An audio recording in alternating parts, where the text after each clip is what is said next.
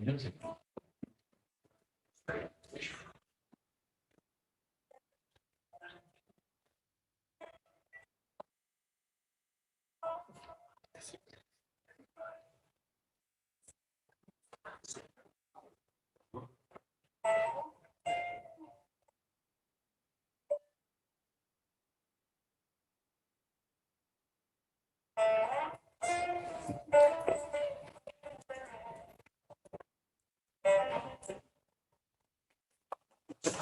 start from the best. Nice.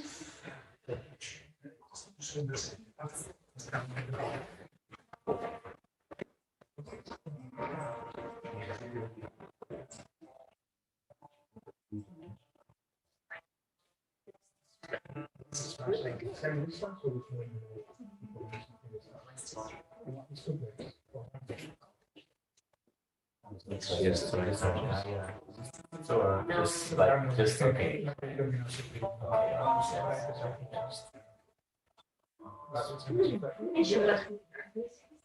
Yeah, I think you're right. So some of these galaxies are also.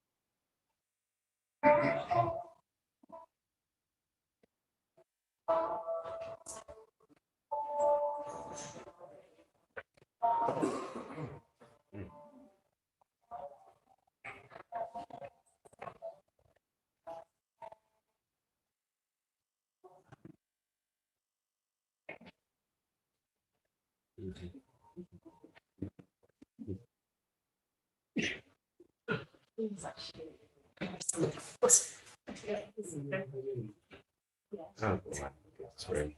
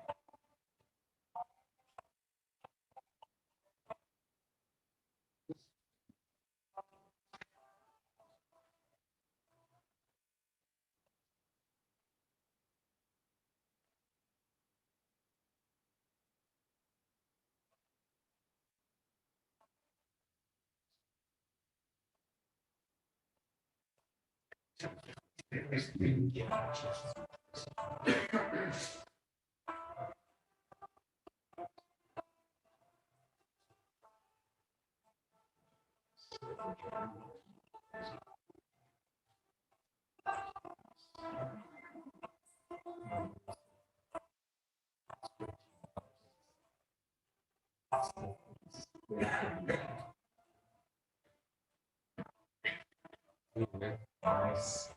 Good.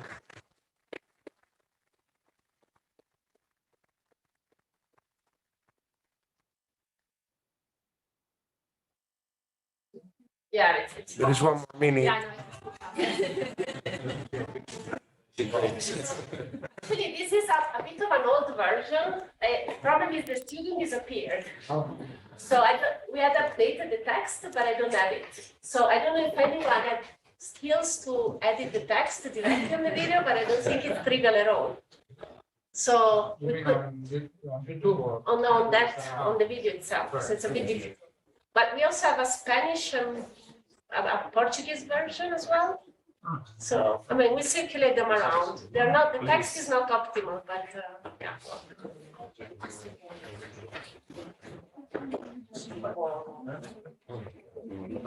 Silvia, where do you pick the music from? That's Ariana, some friends from Brazil. From friends from Brazil. Yeah, Sounded Ariana like- is Ariana.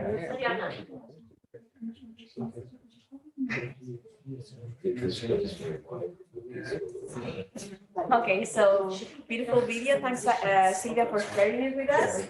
Let's start with the first presentation of the day, with Carlos López-Sanjuan, who will tell us about the J-PLUS third data release. Thank you very much. We start with the movie. I hope this is also exciting for you. So I'm going to present some news about the Javalambre Photometry Local Universe Survey, and most precisely the third data release that is already public, so you can, everyone in the world can access, even with the mobile phone. And well, this has been feasible not only for the people taking the observations, the people doing all the reduction, databases, data access, but also is very important the role of the scientific exploitation and validation of the data. So yesterday we heard a lot about the Javalambre Survey telescope of 2.5 meters, that is the boat to perform the J-PLUS survey. And today we move to the small dome in the OIG, where the J-PLUS survey is being carried out. If we go inside the dome, basically we found the Javalambre Auxiliary Survey Telescope of 80 centimeters. Basically, that's the size of the primary mirror. And it's equipped with the AT-CAM. It's a single CCD camera of 9K by 9K with a field of view of 2 square degrees. So this is a typical image from the TAT, in which you have 1.4 square degrees by 1.4 square degrees. Here you have M101 that usually is covering all your image, or even you need a mosaic to cover all the galaxy, and for the TAT is rather small, or if you go to the very low surface brightness, perhaps you are seeing the full galaxy. TAT-CAM can mount it up to 12 filters. In the case of J-PLUS, the filter system is composed by 5 broadbands, the usual slogan U, G, R, I, and Z, and then a set of 7 narrow, intermediate, and medium bands that cover stellar features. For example, the 4000 break, we have 1 filter in each alpha, the calcium triplet, the magnesium. So in principle, that was the boat for make the photometric calibration of the J-PAS. This is no longer the case, but we learned a lot, and now we're very happy with the performance that we are getting. So now what I'm going to present is the main features of the DR3. As I told you, it's already public, was made public for the collaboration in this summer, and now it's released for everyone. This is the footprint. Basically, we have more than 3,000 square degrees, 160,042 tiles of 2 square degrees. Of course, you have sometimes bright stars that make the photometry a bit suspicious. You have borders, you have some reflections. So at the end, all these artifacts are masked. There is a mask provided by in the data release. So at the end, the high quality confidence area is at the level of 209,000 square degrees. Going to the number, statistic of objects, if we go to objects greater than 21 in auto magnitude, is roughly 26 million of objects. We have 9 million galaxies and 70 million stars. We have a lot of stars. Basically, you have always more stars when you are greater than 19.5. J-PLUS is local universe, is not going very deep. So at the end, we are dominated by stellar count. The depth, these are the histograms of the limiting magnitudes, 5 sigma in 3 arc-second apertures for the 12 filters. And basically, we are getting the same that in previous data releases. We are reaching a very stable system. As you probably know, the exposure times change depending on the moon phase and the distance to the moon. So that provides usually a much tighter magnitude limit than in other kind of surveys. So basically, we are at 20.75 in all the filters, but in J and R that are 1 magnitude deeper. So one of the new things that we implemented is about the photometric calibration. Basically, in summer, Gaia DR3 was released, and one of the things that they put to the public was like 220 million sources with low resolution spectrum. So Gaia has some spectrophotometers, low resolution, 2080, so it's very similar at the end to the J-PLUS resolution, but with a dispersion element, not photometry. And we have this publicly available. So one thing that we thought from many, many years ago was like, well, when this is available, we can do synthetic photometry in these low resolution spectra, and we can check if we can calibrate J-PLUS. So after the summer and some rest, was time to take a look to this, how we did the synthetic photometry. For that, the Gaia already released a Python package in which you put your source, run deck, you say the photometric system. I think that we have to thank our colleagues in Barcelona, Carme Jordi and Josep Manuel Carrasco, because J-PLUS and J-PAS filter system are included by default in this tool. So you can reach in a couple of seconds the synthetic photometry in J-PLUS and in J-PAS for all these sources. And indeed, there is a full presentation paper of the Gaia collaboration making this kind of exercises. They are making synthetic photometry in Sloan bands, comparing with Sloan, with band stars, with a lot of different things. And well, we take that information as an advantage to try to apply this also to J-PLUS. So one of the things that they tell you is be aware of the width of your filter, because of course you have some resolution in the Gaia spectra. So in this figure, you see the full width of maximum in the linear spread function of the Gaia spectra. So this is basically the inverse of the resolution of the Gaia spectra as a function of wavelength. The nominal one is the dashed line, and they make some tests and tell you, okay, if you want to make synthetic photometry, you should be 1.4 times wider filters than that. So you want your filters to be in the white area. So we are lucky, and the J-PLUS filters are there. The 515 and the 395 are just in the limit, but we are okay. This is not, if you think about J-PAS, this is not going to be the same, because J-PAS is basically all the filters are at the same level of H alpha, and there are a lot of wavelengths in which you can do it, but if you found good results, don't be surprised, because you are going beyond the resolution of this spectrum. But in principle, for J-PLUS is okay. So what we did, we searched for high quality stars, signal to noise 10, higher than 10 in all the J-PLUS bands, and we cross-matched with the released catalog, and we obtained basically 1.5 million stars. The mode number of stars per J-PLUS pointing is more than 300. So you have usually more than 300 stars per calibration. The median is 700. So in principle, you can not only obtain a 0 point, but study the 2D variations of the calibration, because we need that there are 2D variations. So this is very important. So in the figure, you can see the difference between the instrumental magnitudes, let's say, and the Gaia magnitudes, synthetic magnitudes.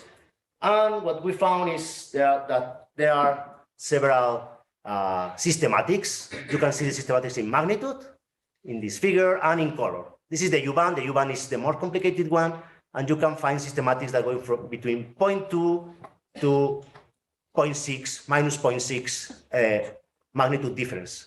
We know, because in the paper, the Gaia people already tell us that this is a problem of the absolute calibration of the Gaia spectrum. They are wonderful. They claim that they are homogeneous, so they are going to be equally wrong in all the sky.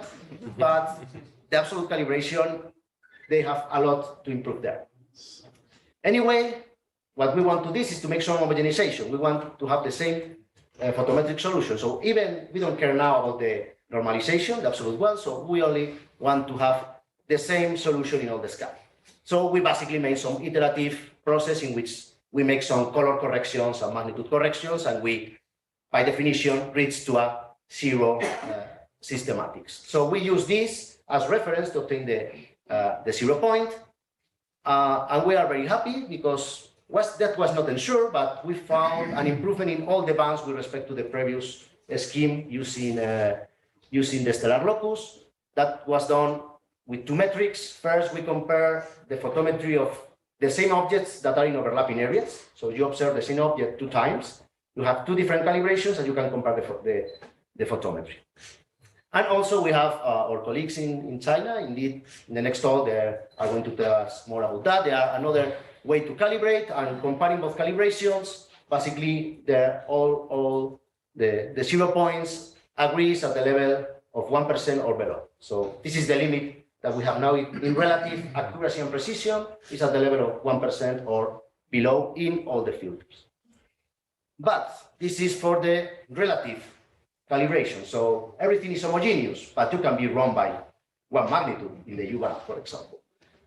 So for that, we, as in DR1 and DR2, we use the trick of the white dwarf locus. So what we did is to create color diagrams in this dimension. In the x-axis is always G minus I, and in the y-axis we have some filter minus R. And we have models for the white dwarfs. The white dwarfs follow some locus, and we just change the 0 points, the global 0 points, to match the models and the photometry. White dwarfs, in principle, are the best calibrators. If you want to calibrate something in your images, the best way is to use white dwarfs. WIF is going to use white dwarfs for calibration. The HST have, the 3 pilots have 3 white dwarfs, blah, blah, blah. So in this case, what we choose is like 100 high quality white dwarfs, more closer than 100 parsec. Why? Because we live in the local bubble, so you can neglect extinction at that distances, so you can use directly the colors. There is no extinction assumption in the new calibration process. That is also a good thing, because you don't need to assume anything in the process. And for example, in the 395, you can see in the upper region, this is the offset that you request for the 395 to match the observations and the models. So it's a 3% difference. So this is what we obtain for all the filters. You can see that, okay, for those that work in spectroscopy, that means that the Gaia spectra are okay at 4%. Once you correct all these magnitude and color effects, you have something that is okay at 4% in absolute calibration. But with this white dwarf locus, we can change this Gaia scale to the IB scale. This is what we want at the end to make science. So, but this is really an improvement. So for that, what we did was to compare the photometry that we obtained with the final calibration with this standard star GD 153. Again, this is one of the HST standard calibrations.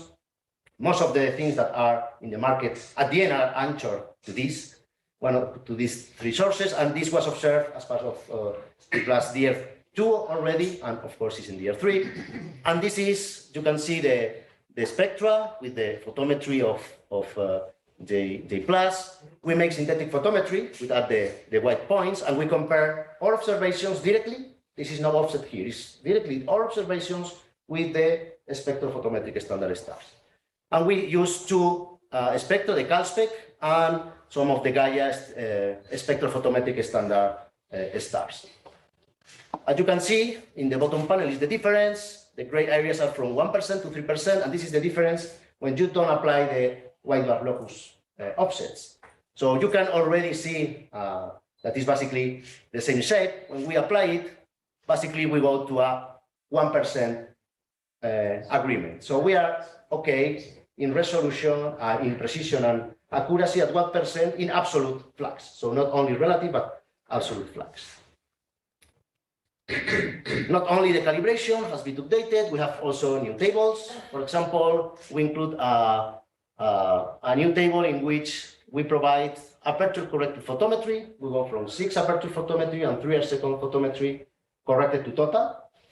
And of course, this only works properly for point-like objects, stars and quasars. For galaxies, you can use it, but the better results or good results are not ensured. Also, this is a work that is in progress, but we hope that this catalog is going to be available soon. There is an additional classification between stars, galaxies, and quasars using neural networks. That is a paper that was submitted last week, I think, from Rodrigo. And there is a talk later explaining all this. The idea at the end is to include in all this information in a table, so you will have access to this classification. What is the current status? Because J-PLUS is still observing things. So the current scale coverage is 4,000 square degrees, and we expect to freeze the DR4 in this year. For example, as you know, in some moment we asked the collaboration from scientific priority pointings. Basically, most of them was focusing nearby galaxies or interesting fields. Basically, all of them are already observed and will be included in the DR4. And past year, the SMC decided also to include the Pandas footprint that basically covers and the surroundings of Andromeda and M33. And already there are a good contiguous area around M33 in the DR3. Status of the publications, because at the end, all of this data, the plan is to make science and make publications. The J-PLUS presentation papers already have more than 100 citations. There are 27 papers already published with bibliographic reference in astronomy and astrophysics and M+. And there are more than 30 papers that are already submitted, drafted, or in preparation. And indeed, if any of you have some idea, some project, please go to the webpage, update your project, your paper, so all the collaboration can have a track of what we are doing, and we can foster the collaborations. So in the DR2, I'm going to provide you to finish some highlights about the DR2, some publications that appeared in the last basically 2 years.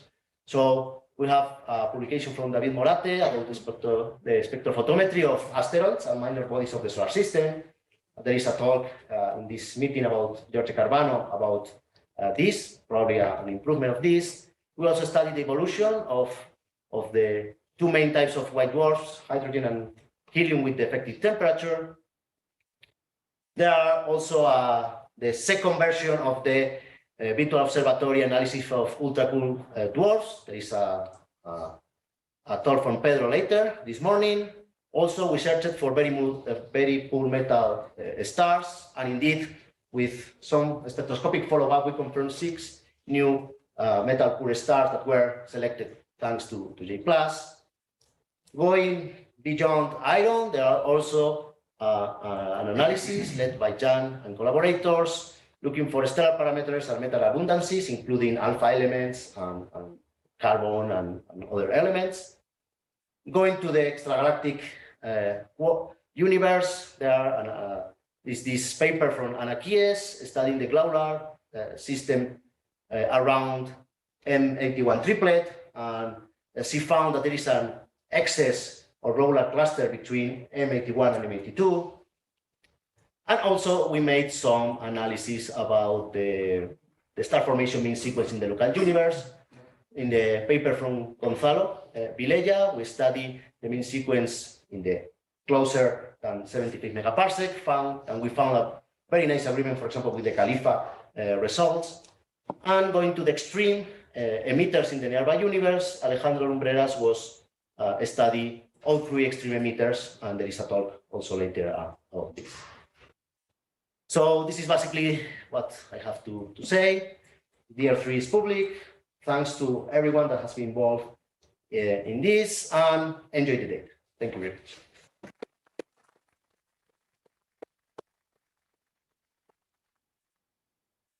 Carlos, perfect timing. So we have time for questions.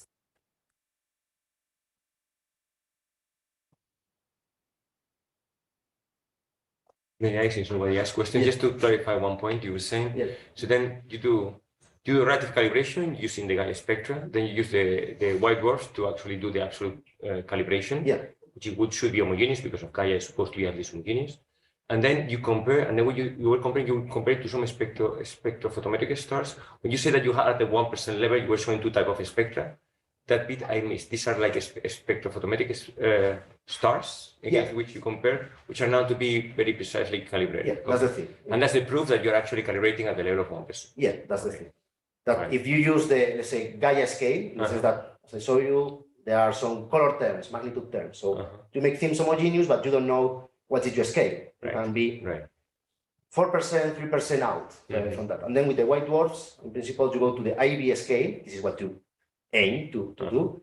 And with this comparison with this star, this is one of the 3 calibration pillars for the HST. So it's one of the stars that with most precise, in Right. principle, spectra to make calibration. So usually you go to the HST, observe your thing, and then you go to this star And you to make your calibration. So could the Gaia people do what you're doing and they use this to calibrate their data somehow? I mean, I think could take the whole data and use J-PLUS data to actually do the reverse path that you have followed and calibrate their own data? Well, and Absolutely. yeah, they can do it. But the thing with Gaia is that at the end, they have a lot of data. It's complicated. Probably the DR4 that is going to be in 3 years, this is already analyzed. Because it takes several months in the Mare Nostrum supercomputer to make things. So they already have probably analyzed the DR4. They have the data, and then they start to make validation, and they provide you the data, and then a bunch of scripts to correct all the systematics. So even the parallax that they provide is not a good one. There are later some results, some papers, making the validation and saying, hey, the parallax that we provide to you, you need to correct with this, and this. And this is going to be the same probably in the future with other parameters, but they are refining and refining step by step. So at the end, what they want is to have everything perfect in the final data release that is in 8-10 years from now. But yeah, all these things, we're being the beta testers, basically. They provide the data, tell us what is wrong, and we learn, we fix. And they learn. Yeah. Okay. I was wondering, Helena, about the plans for the footprint. So, I mean, at the end now, J-PLUS and J-PAS are a bit, they don't really need to follow each other, right? Yeah. So, did you think about expanding also in more galactic or in other directions that? In principle, the idea is to keep going with the current footprint. Indeed, there are, in the next year, we are going to start this legacy, second generation legacy surveys with the T80. Right. And some of them are already looking to close to the galactic plane. So we think that at least at the level of T80, we are going to cover the extragalactic with J-PLUS, more or less, and then the galactic with the other thing. Because as you saw, we have more stars than galaxies, even if we are looking to the halo. So if you go to the Milky Way disk, it's going to be much more. Thanks. Just a couple of comments. Because of Carlos' effort, we downloaded and we have in UPAT now all the synthetic photometry of good stars for calibration for J-PLUS filter system and for the J-PAS filter system with the caveats that Carlos was commenting. So in principle, and this somehow follows in Silvia's line, if we wanted to observe any funny pointing with J-PLUS or with the T80 cam, now we can, and we are in a comparatively better situation to calibrate this. And the other comment is we have 305 cataclysmic variables in this data release, so obviously this makes it exciting. Yeah.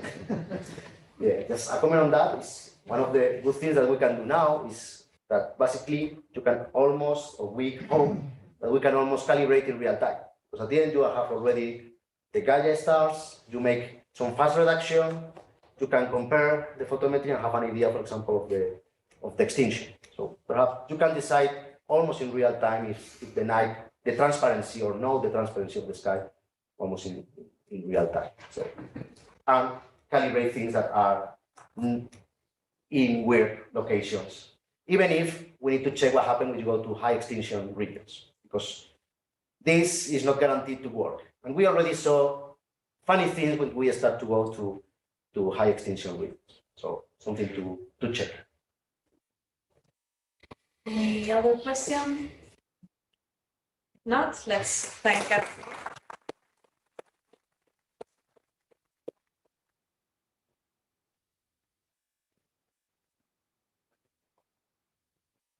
So next talk is online by Xiao.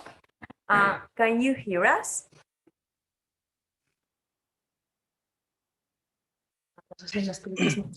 Okay, Yeah, can you hear us? can you see my screen?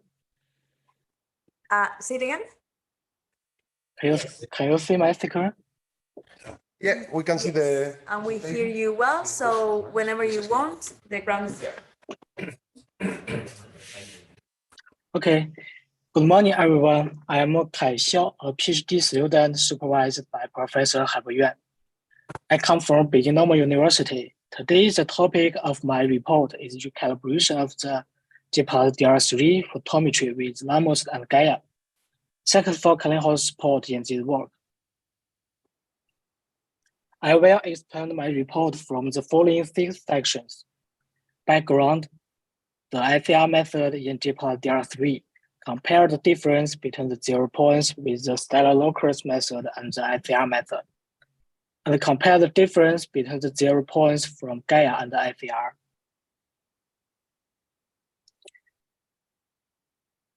This is followed by a discussion and conclusion. As we know, uniform and accurate photometric calibration play an important role in the wide field imaging service. And for a given standard photometric system, photometric calibration refers to the process of converting the instrumental magnitude to the apparent magnitude by correcting for the absorption of the Earth's atmosphere and the instrument effect. In this process, the number and precision of the standard stars is very important. As mentioned in Bowen's review paper on calibration method, due to the small number of traditional standard stars, we can use the well-calibrated stars, such as Gaia, Penstar, and so on, to construct standard stars by some method. In J-PLUS DR3 calibration process, the following 3 methods are used. Stellar locus method, ICR method, and Gaia spectral synthetic photometry method. Here we focus on the ICR method. The ICR method was first proposed by Haibo Yuan. The key idea behind the ICR method is that stellar colors is intrinsically simple and can be fully determined by a small number of parameters.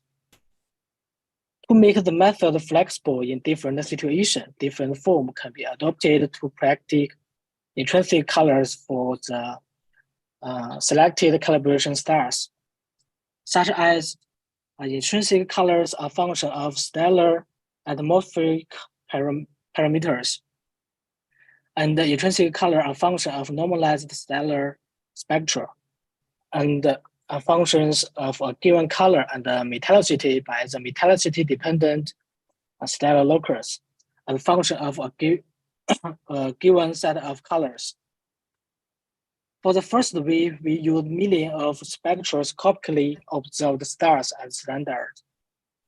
For example, the color adopted by Gaia and instrumental magnitude, then the intrinsic color is estimated use observed color minus reddening. Then we can obtain the predicted magnitude by intrinsic colors fitting process. And finally, to compare the difference between a predicted magnitude and observed magnitude, we can perform the calibration. The ICR method was first performed precise color calibration for the Sloan strip 82 and has been widely used, such as for Gaia magnitude calibration and color calibration, for key mapper DR2, Penstar, J-PLUS, and Sage, and so on. The results demonstrate the powerful of the ICR method when combining spectroscopic data with Gaia photometry in breaking the 1% precision barrier.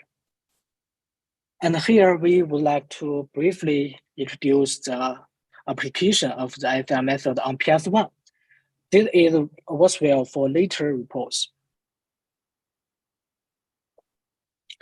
As one of the best ground-based photometrics dataset, PS1 has been widely used as a reference to calibrate other surveys such as J-PLUS.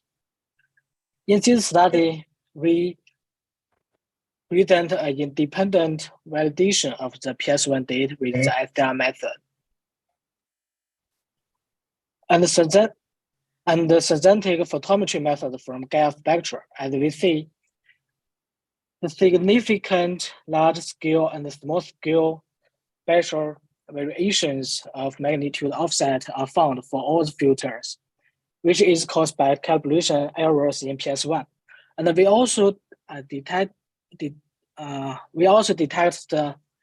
magnitude dependence errors in PS1 photometry, and the magnitude dependent errors and the offset in low latitude regions are mainly from PSF process.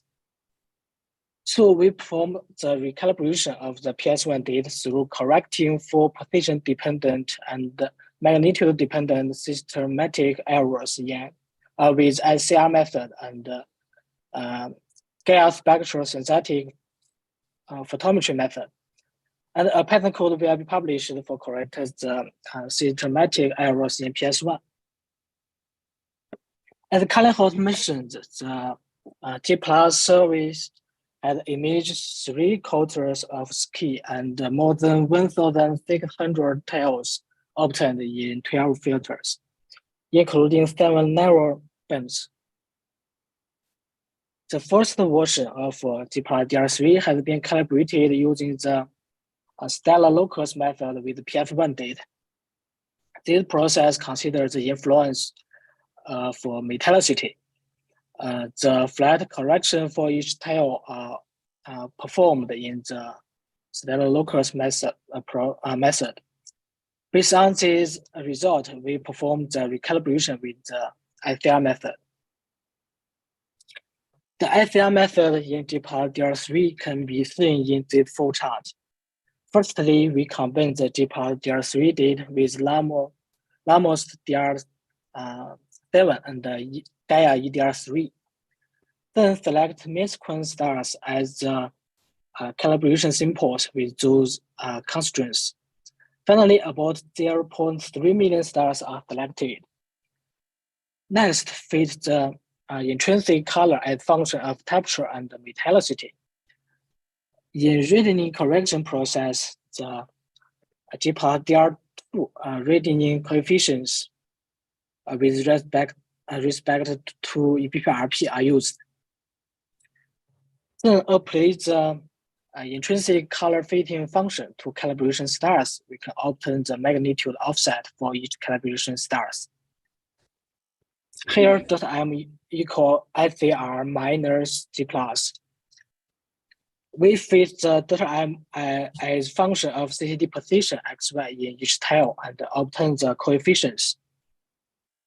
Then we put the corrected magnitude into the step of intrinsic color fitting process to obtain the finally coefficients at the SCR method 0 points. And the last step, we correct the position-dependent structure in the residues of the flat correction. A detailed description of this step will be given in the discussion section. The intrinsic color fitting process, the left column showing the fitting result. The red and the blue curves represent results for metallicity at 0 and -1. And the second, third, fifth, and fourth columns plot the residues against temperature, metallicity, and CCD position XY. The red column showing the fitting residues against extinction. We can see that the fitting residues show no dependence on parameters. And the red number in the figure is the sigma value of the fitting residue. It suggests that the predict magnitude to a precision of 2% mag in blue filters and 5 per thousand in red filters. Next, we talk about the comparison of the difference between the J-PLUS DR3 0 points with stellar locus method and the ICR method. We can see the difference between ICR and the J-PLUS DR3 showing the spectral structure in a deck panel for each filters. Here, zoom in the patterns to 3 times for saloon filters and the red filters in this figure. The patterns are correlated between different filters, just like U and 3, 7, 8 bands. The magnitude offset between ICR and J-PLUS DR3 roughly follow Gaussian's distribution for each filters. The sigma value is about 3 to 4 millimag for saloon filters, 7 to 15 for blue filters, and 4 millimag for red filters. The correlations between the magnitude offsets of different bands are shown in this figure. The red number in the figure is the linear correlation coefficients. A strong correlations are shown in blue filters. As we see, the slope of trend is mainly due to the metallicity dependent errors. In some panels, we can see that the point distributed at y equal x, which is mainly due to the errors in PS1. A detailed description on the effect of PS1 error are precedent here. This figure showing the difference between ICR and J-PLUS in R band, and the middle showing the PS1 error in common footprint. We plot them in one figure. The Y is position-dependent errors in PS1 for R band, and X is J-PLUS R band. The points are distributed and Y equal X. This figure shows the difference between those two figures. The scatter is 2 millimag. The current version of J-PLUS DR3 has been calibrated using the Gaia spectrum. Then we talk about the comparison of the difference between J-PLUS DR3 0 points from Gaia spectrum and the ICR method. After the synthetic photometric process with Gaia spectrum, a color and a magnitude dependent term are shown between the synthetic magnitude and J-PLUS DR3. Then a linear interpolation was performed used to correct the color and the magnitude term. And for color correction process, a color that close to intrinsic color are used. However, the effect of extinction has not been eliminated. This figure showing the comparison between ICR and Gaia. One point in the figure is the median value for one tile. We can see that all the points are distributed at y equal x, and the scatter of blue filters is larger than others. The difference between ICR and Gaia roughly follow Gaussian distributions for each filters. The sigma value is about 2 millimag for saloon filters, none for blue filters, and 2 to 4 millimag for red filters, which is similar to the result of comparison between stellar locus method and the ICR method. But the scatter is smaller than stellar locus process. We can see the magnitude offset between ICR and Gaia showing the spatial spectra in IDEC panel for each filters, especially in blue filters. We checked extinction dependence of offset, and the dependence on extinction are found in blue filters, just like 395 and 410 bands. We can see the trend is different between different bands. This trend shown decrease firstly and then increase with the increase of extinction. There are two reasons to consider: the ICR method and the color correction process in the Gaia spectrum. Firstly, we check extinction dependence of the fitting residues in ICR method for one tail. We can see no dependence shown. We also check the dependence of the fitting residues on extinction for all the tails in 410 band. And we found that the fitting residues in ICR show no dependence on extinction in more than 99% of tails. Like here, the range of extinction is wide and the trend is flat. It implies that the radiant coefficient is good on more than 99% tails. Meanwhile, we note that less than 1% tails show a trend in the same direction. To understand the reason for this trend, for high extinction region, we plot the difference between the ICR and the Gaia against with RV. We found that the trend of difference between ICR and the Gaia against the EBP-RP is correlated with the difference against the RV. It implies that the effect of spectral variation of extinction law on radiant coefficients should be considered on less than 1% region of J-PLUS DR3. But for the minus trend of the black points, we need to compare the synthetic magnitudes from Gaia and the ICR for ICR standard stars. For ICR calibration stars, we obtain the synthetic magnitude from Gaia. We plot the difference between synthetic magnitudes from Gaia and the magnitude predicted by ICR. In this figure, Y is Gaia minus ICR, X is color. And here, Y is Gaia minus ICR, X is magnitude of G-band. We can see the magnitude and color term are also presented.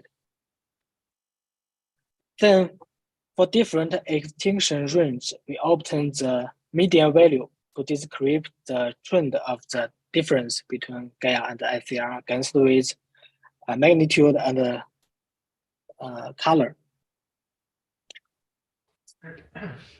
When put the median curve in one panel, we realize that for different extinction range, the relationship of color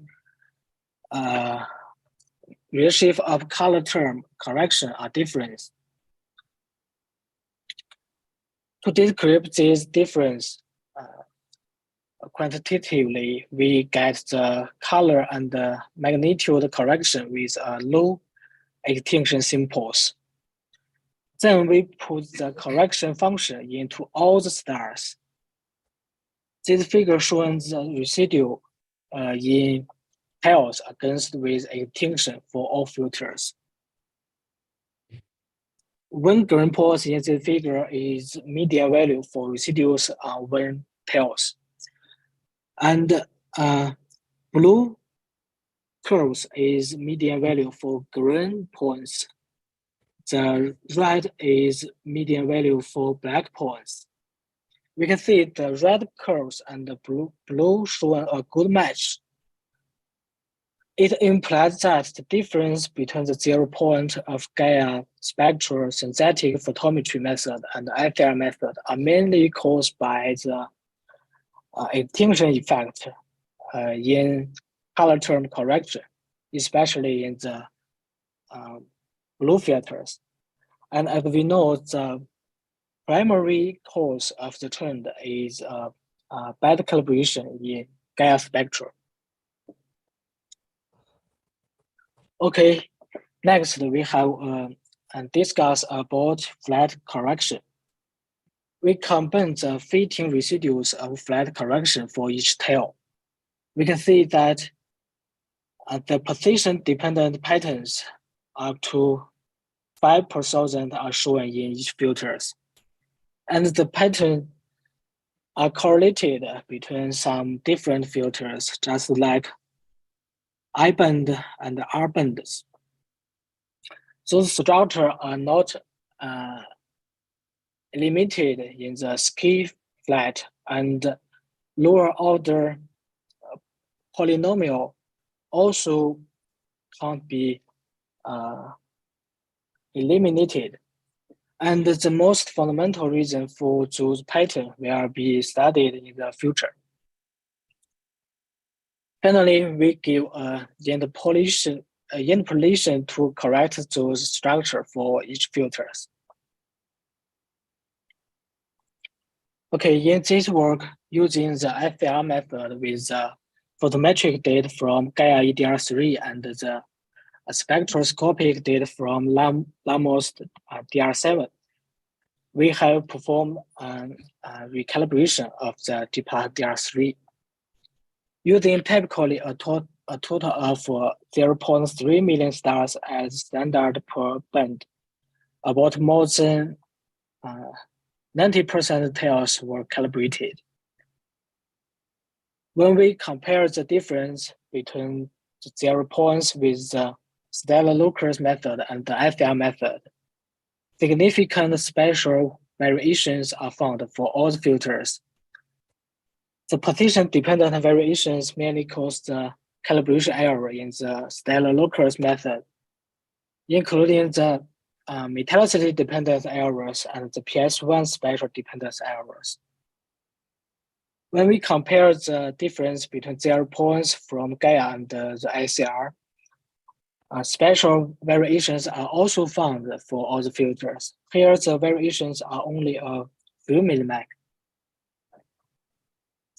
The variations mainly caused by the extinction effect in Gaia spectra. And the variation of the radian loss on less than 1% region of the J-PLUS DR3. Finally, we suggest that the position-dependent structure of residues in the stellar flat correction is worth to consider.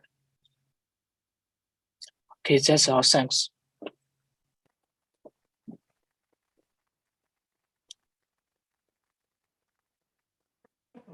Thank you, Guy, for your nice presentation. Are there questions in the room? No, I have one. You said that 90% of the tiles are calibrated. Do you plan to do the full calibration? Yeah. Do you know, do you have an expectation time to conclude?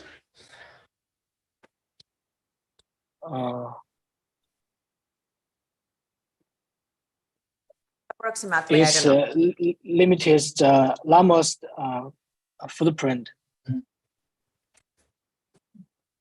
Okay. Any other doubts in the room? No? Okay, let's thank Guy again.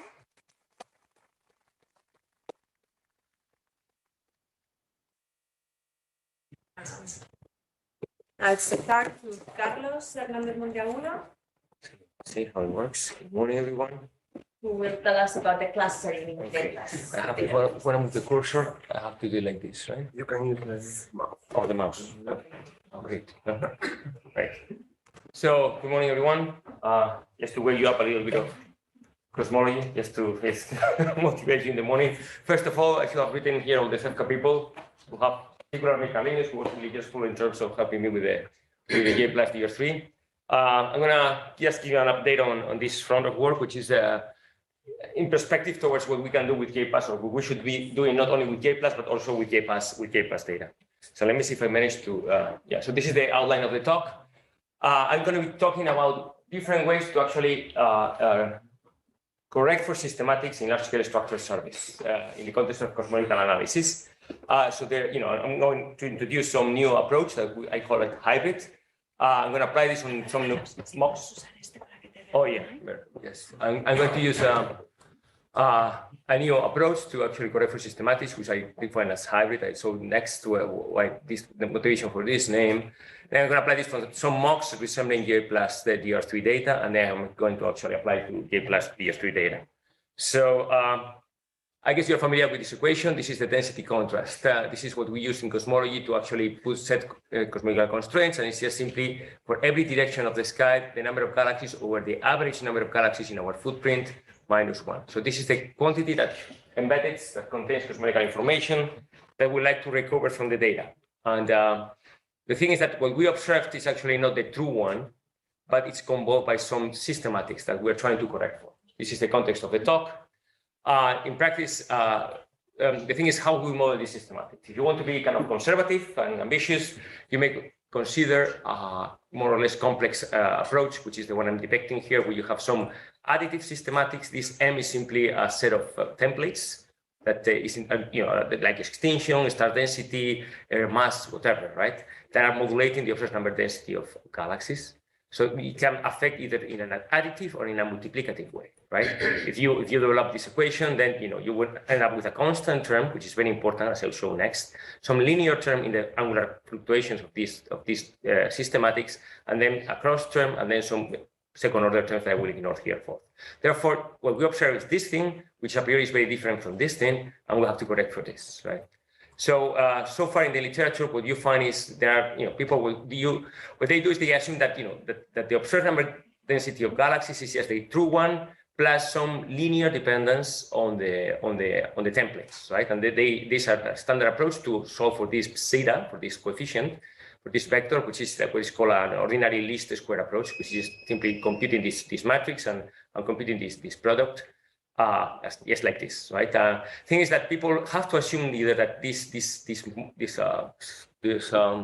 systematics either act in an additive or in a multiplicative way. So if they are additive, they correct it like this. If they are multiplicative, they are correcting like this. But however, we don't know a priori whether systematics are either multiplicative or additive, or they could be even both, right? For a given systematic, you could have a non-zero coefficient for alpha, a non-zero coefficient for beta. By the way, I forgot to say here that alpha. So this alpha here is just is proportional to epsilon, which is giving you an idea of the additive systematic. So this epsilon here, I define it somewhere here, but I don't find it now. Never mind. It's just okay. I think I did it here, right? I don't want to get lost here. This alpha is simply proportional to epsilon times the number density. The thing is that you have additive and multiplicative systematics, and you want to correct for that.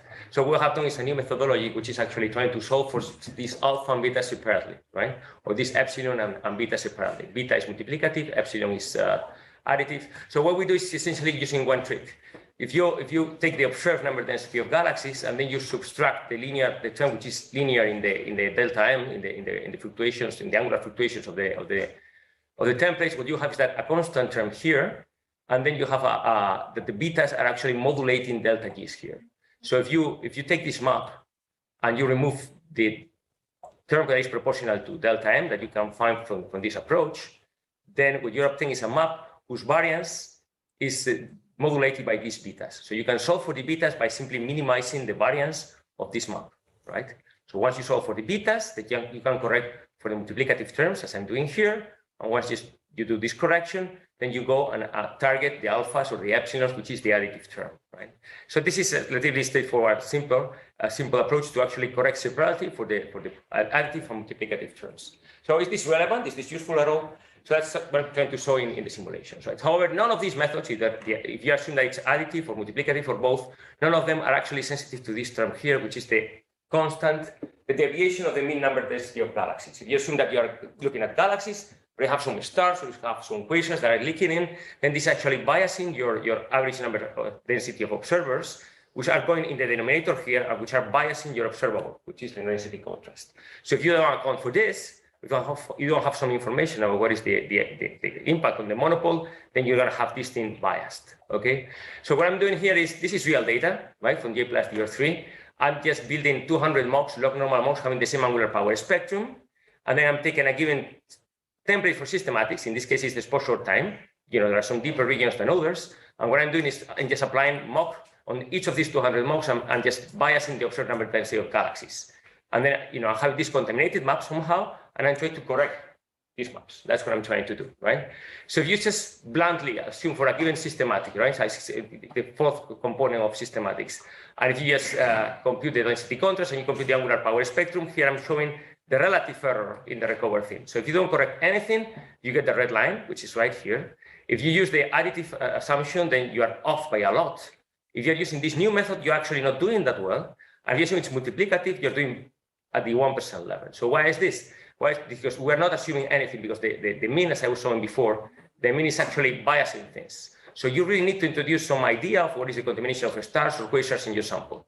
So that's, you know, so if you have to actually include some purity in your method, and once you do it, then the method is performing better than the multiplicative one. So the one take-home message here is that for the real life maps, we really need to know what is the contamination in the average number of sources that we have.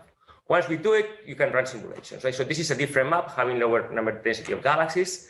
And again, you know, this hybrid method, which is the one we have devices at the 1% level, the uncorrect this is just for a low level of correlation, but as you increase the amount of contamination, the uncorrected power, the bias in the uncorrected amount of anisotropy is increasing. For this particular case, this is a set of circumstances where the multiplicative approach is actually failing miserably and it's giving very large errors.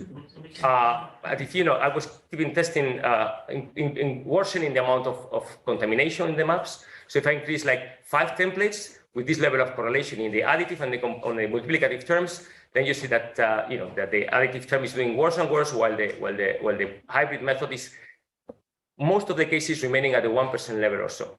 But however, this is not perfect, right? And so we should be aware. So the conclusion is that for this, and this is something that, you know, nobody speaks about this in the literature because this is a not well understood problem.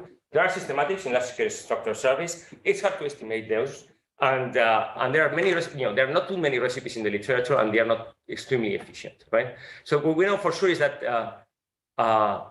one has to take into account the impact of contamination, or residual stars or quasars that you confuse by galaxies. This is really critical.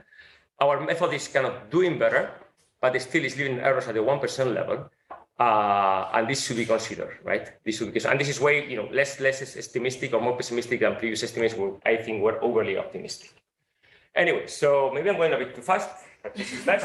You have still 7 minutes. Okay, so then I'm going to enjoy this. I was hoping to do So you have to hurry up the next 20 slides. So this is just the application on real data, right? So Carlinhos was also already showing this, introducing the data sets. Here I'm restricting to this, I'm doing these different cuts in auto, but I'm just thinking, I'm looking at things that should look like galaxies, but they're not exactly like galaxies. So I'm taking the probability of a star being smaller than 1. I'm taking galaxies or objects with high odds, so they should have accurate photosys. And then, you know, I'm removing those having issues, either mask issues or photometry issues, or I'm imposing flags equal to 0. And I'm left with around 400,000 sources, right? So this is the histogram for odds, right? So there is a peak in, I was talking about Antonio about this. He was trusting that, I mean, he thinks that for a subsample of galaxies, actually the odds are very good. And then this is the distribution of odds. This is for the full sample. And then you can have an idea what is the redshift distribution of these presumably galaxies versus redshift for different cuts in odds, so 0.8 and 0.5. Right? So you see there's not a smooth distribution. You have like peaks, which may be due to the selection function. Actually, this is going to drive us a bit, this is going to complicate the analysis as we get there, right? Anyway, so this took a while as well, just computing so this has chi-mask in Mangle format in the database. Converting this into Hill peaks was completely trivial, but once you do it, you can see the pattern that since you have more stars, you have more holes close to the galactic plane. These are galactic coordinates, and like all previous maps, so on and so forth. So you see that low galactic latitudes, you're having more stars, But finally you have so this is properly accounted for in the mask. And then what we're doing is simply doing tomography, right? So while computing 2D clustering of galaxies in different redshift shells, the center of these redshift shells is given here by this array. These are Gaussian redshift shells, and I'm assuming 3 different widths for each redshift shell. And well, here you have one particular cell at redshift 0.11 and this width, right? You can see some structure, but you can see that at low galactic latitudes, you have an excess of sources which are presumably star contamination, right? And this is what you attempt to correct for. One of the things you attempt to correct for, because a priori, this is a zoom into the this is the low declination region, and just to see the structure.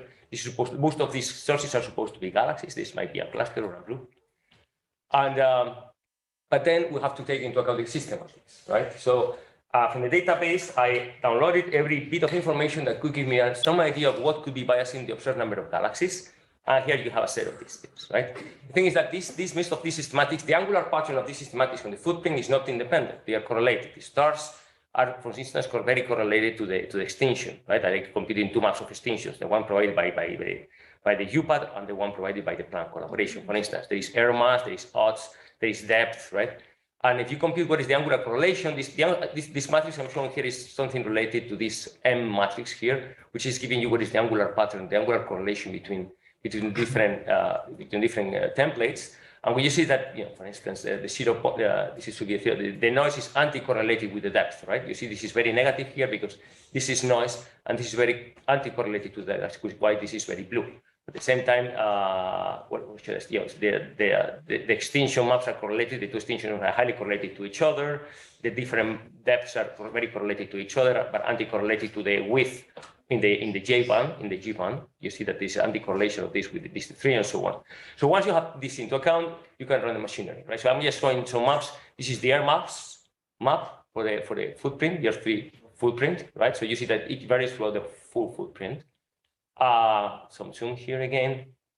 This is the stars, which are mostly close to the galactic plane. This is the text exposure time, which is like there's a deeper region here, which is boosting actually the observed number of galaxies. So this is artificial. This is not, there are clusters here of galaxies, just that here we're getting deeper.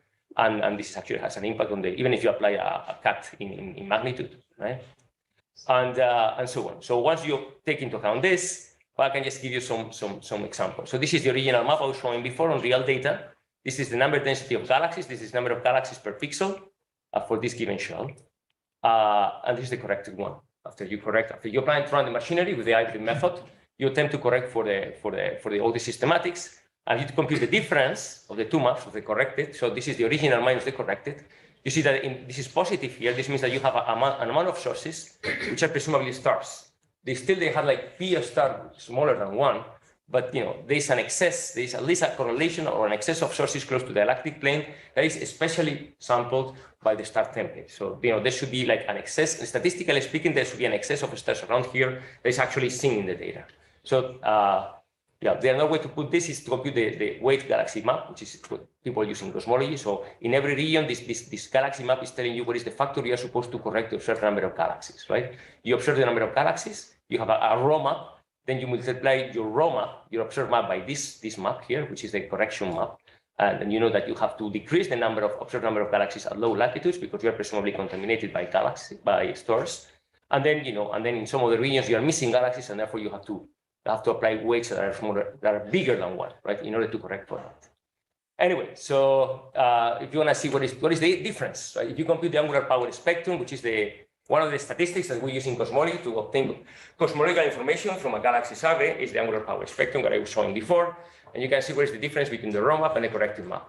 And you see that it's not just a mere scale factor. On large angular scales, you actually have higher power in the corrected map. This is presumably due to the fact that you are losing large scale power because you are attenuating things because of the stars, and then you have an excess of power you are supposed to correct for on smaller scales.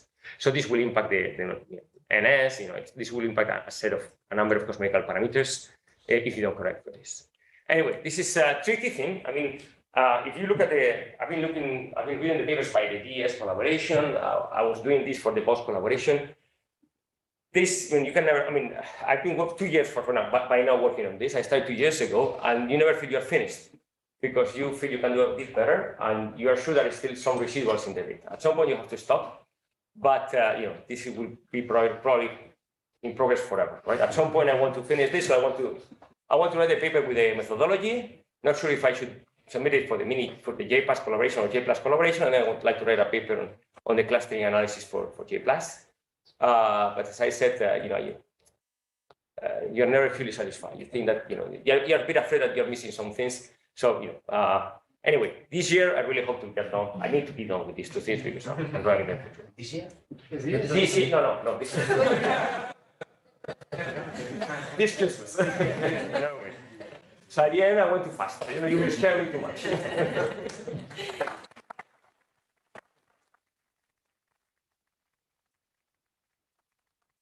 You relaxed in the scientific part, which was good. I have questions. I'm surprised. I don't get I have a question, but there was one curious in the plot of the correlation between the systematics. One thing was curious, like odds is the last one, right? Yes. It's almost not correlated with anything else, which is kind And of do you think so? I mean, actually, you stress that it's the most important thing, right? To know the purity, and odds, I guess, is the most correlated with that. Is it the purity? Because actually, we did some useful exercise with Antonio back in Tenerife when he was visiting. We computed the odds distribution for the sources having flags, right, or for the stars. And many of them had odds close to unity. Right? So sources that are failed sources are stars or are real things. Stars, not flags, not flag sources. Stars, many stars have odds unity.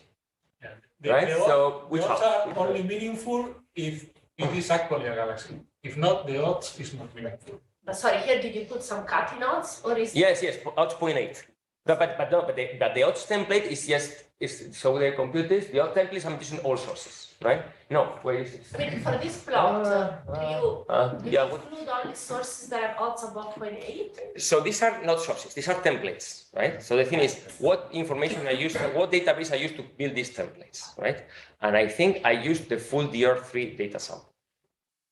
So the CLs, okay, so these maps, real data maps, these maps is just built upon 400,000 sources that have passed some tests, some cuts on P star, on odds, on not having flags. This is one thing. This is the sample I'm using to analyze. I'm attempting to analyze. But these templates are using the full sample, the full DR3 sample. I need to use the air mass, the effective exposure. So most of this information is used actually not source information, but tile information. Noise, 0 point, stars, effective time, exposure time, number of combined images, the width of the G-band. This is all information in the tile. For everyone, yes. Because that is information from the tiles. The odds, your question, actually, I don't remember now where I'm using the odds from the galaxy sample I'm using to analyze or for the full galaxy sample. I cannot answer you this one. The odds could go from 0 to 1 or Yes. only from 0.8? Yeah, to 1, right. Which would explain why Right. there is Yeah. little correlation. This I cannot really see. I don't remember now. Yeah. Okay, were there many questions Right. over here? Just one comment on the map of the galaxy density, if you can show it. Sure. So this higher density at the very low galactic latitude, we found it when we were validating the DR3. This is because the density of stars is so high that pairs of stars appear as one extended source. Okay. So actually, that's why when you correct for this, you see, so the difference map, you're actually seeing some excess of stars. However, it may not correct it perfectly because even in the corrected map, this is bright spot. So I have to, actually, I forgot to say this. So the pipeline, when you find pixels where the correction is bigger than 95%, first of all, that you want to choose, but I said 95% of the previous amount of galaxies that you had, when the correction, you are doubling or just having, when you are just, the correction is larger than 0.95% of what you had before, that pixel is excluded from the analysis, right? What's the size of that pixel that you're talking about? This is 30 minutes or so, like half of it. This is inside 128 helix. So this we're removing data. So I'm typically removing like 5 or 10% farther from the initial footprint. Right? Because of that. Okay, so one final question over there. So you haven't shown any errors on your whole spectrum. Typically, what do you mean errors? Well, So I was showing the errors. The plots are showing the errors, right? So these plots are errors, right? this is your systematic. this is your systematic study, right? Right. When you go to your final results, your last slide, I haven't seen the errors there plotted. Yeah, okay, sure. I mean, usually we compute this by splitting. Yeah, I mean, it's just, like, I wanted to see the difference. Yeah. Okay. So let me elaborate this. So Alex is asking that, maybe I should have put error bars along these lines, right? Indeed, right? I wanted to stress the difference between the correction and non-correction cases. Typically, in order to assign correct error bars, the error bars are defined by several aspects. One is the sky coverage. We only have like 4% of the sky, 3,000 square degrees, right? 4 or 5% of the sky. So, and this is going to boost the error bars, particularly at low multiples, right? Because we're going to have a lot of cosmic variance. And then on smaller scales, the error bars typically shrink towards smaller scales, higher multiples, and then they shoot out again, because then you have the shot noise, right? You have finite amount of, typically like 5 galaxies per pixel or so, depending on the width that you adopt, and this is going to push your error bars on high odds as well, right? That's why I stop at L200 or so, because on smaller pixels, I just have too few galaxies to infer any cosmological information. You're shot noise dominated in that case. But we typically split the survey into sub areas in order to see the difference between the power spectrum, and then you compute the errors from your data. Really? I mean, like what is the error? Can we keep this conversation in the Yeah. We're very far away from time. Sorry, apologies for those of you who couldn't ask questions. You can talk to Carlos in person, but I think we need to move on.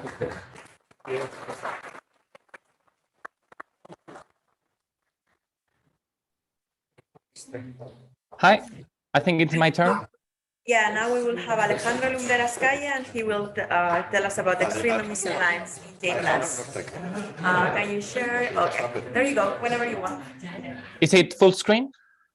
Yes. Full screen now. Yeah. Okay, so let's go. Hi, I'm Alejandro Lumbreras-Calle, and I am sorry I'm not there. Hopefully I can join you at some point. But I'm here to talk about J-PLUS scientific results, but I hope to make it relevant for J-PAS, so we are all happy.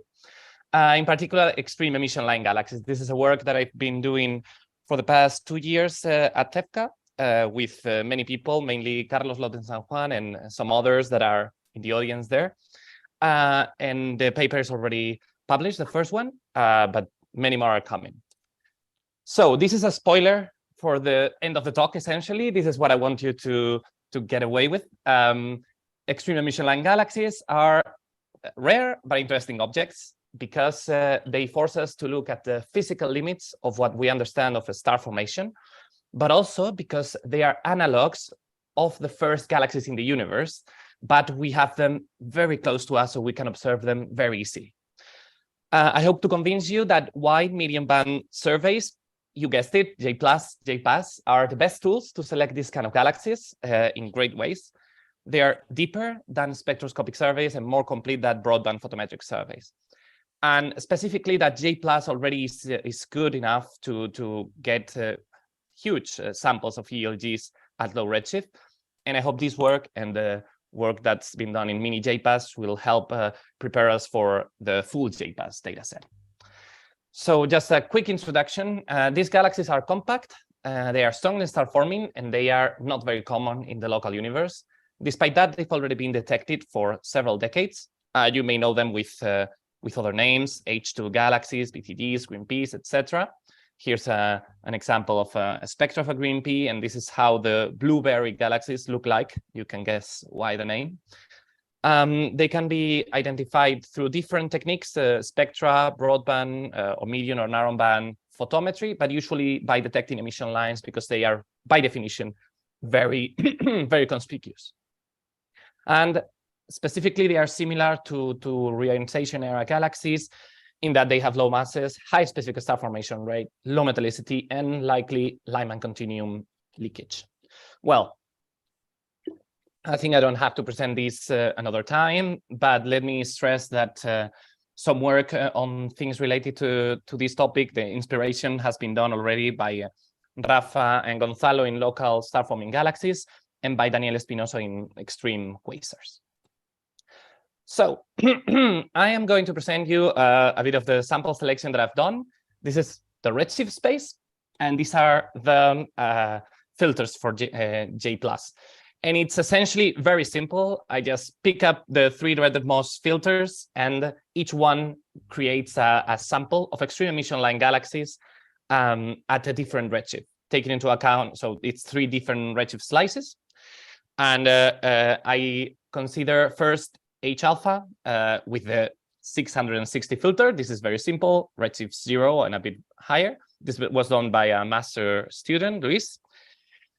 And then this is the sample that I've worked on the most, the first one that I worked on, the oxygen 3 emitters at slightly higher redshift using the 515 filter, but also using the 861 filter, we got a higher redshift 8 alpha emitter sample. So how do we select these emitters? Well, it is apparently very straightforward. You just look for objects with excess of flux, a huge excess of flux above the continuum. I don't know if you can see my pointer. Yes. Oh, great. But it's not as simple as that, of course, because when you do that, most of your sample you get are contaminants, are high redshift quasars with emission lines that are redshifted into those filters. But luckily, quasars emit a lot in the infrared. So if you go to the infrared data from WISE at 3.4 microns, and you create these diagrams, R minus W1 as a function of R, you can see that the low redshift galaxies separate very cleanly from the quasars. In color, you can see here the galaxies with a Sloan spectra classified by the different nature. So you can see that it's very easy with color cuts to select very pure and very complete samples. So when you get that, you go and perform SED fitting on this parent sample that you have, both to get more physical information and also to purify a bit more the sample. This is an example. This is an example of a fit to one of the oxygen 3 emitters, which works very nicely, as you can see. And it's done using SIGAL with 2 stellar population. The bursts are instant, and the nebular emission, of course, has to be taken into account. So using this, we can estimate the continuum underneath the emission line and then measure the equivalent width, which is a very important parameter to measure how strong is the star formation process and how strong is the emission line compared to the galaxy itself. And then we use that to create a threshold in equivalent width that we must fulfill in order to have a complete sample above that, and also a pure sample.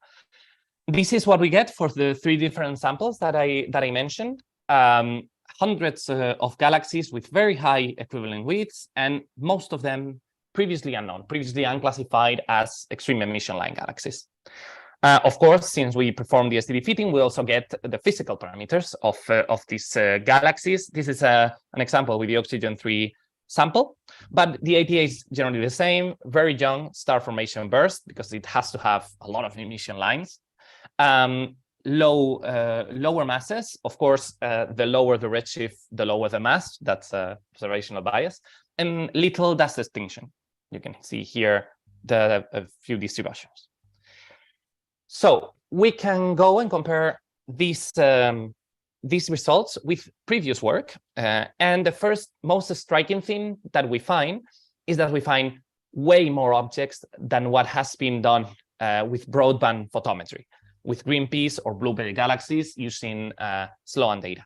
This is because to be sure that you are detecting an extreme emission line galaxy with broadband photometry, you have to select very, very extreme colors that are not necessarily every extreme emission line galaxies. But if you selected something more normal, and then you would get a lot of contamination. But since we have a narrow or medium band filter, we can go straight to the emission line and select based on the equivalent width.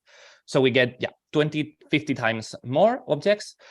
We can go deeper than the complete Sloan spectroscopy. Of course, the Sloan goes deeper, but not in a complete way. And we are just as efficient in the detection as Sloan with a spectra or narrowband surveys. But also, the measurement that we perform are quite accurate. You can see here a comparison between the J-PLUS estimated equivalent width and the spectroscopically measured equivalent width for the 515 filter. And you can see that the one-to-one relation is very, very nice. There's no offset. The scatter is very low. This is just, there's no correction to this for the equivalent width. That's just work using the aperture, the 3 arc-second aperture photometry. Also for the redshift, the correlation is very good. Of course, this is very easy because the emission lines are so clear and it gives you very well the redshift. So what else can we do with these samples? We can go to the legacy survey observations that we discussed earlier. These are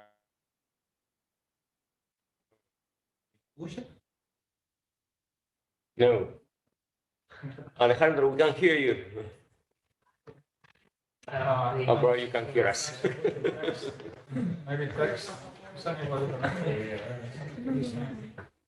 Can we type? Is this connected to the Zoom session? Maybe we can type.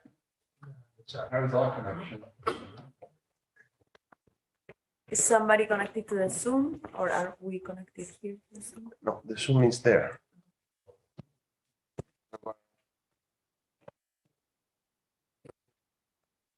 Okay.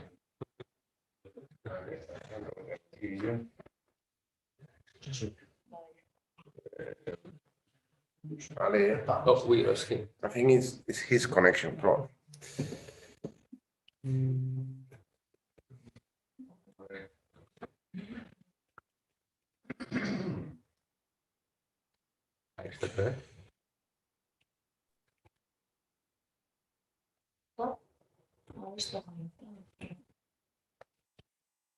Alejandro, sorry, can you hear me? Yeah. Yeah. Oh, damn it. Can you share your screen again?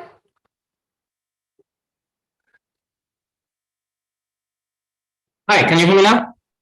Yeah, but we cannot see your slides. Can you Yeah, share? very sorry. Yeah, that was a technical issue. I am opening it again. Where is it? Where is it? Here. Sorry.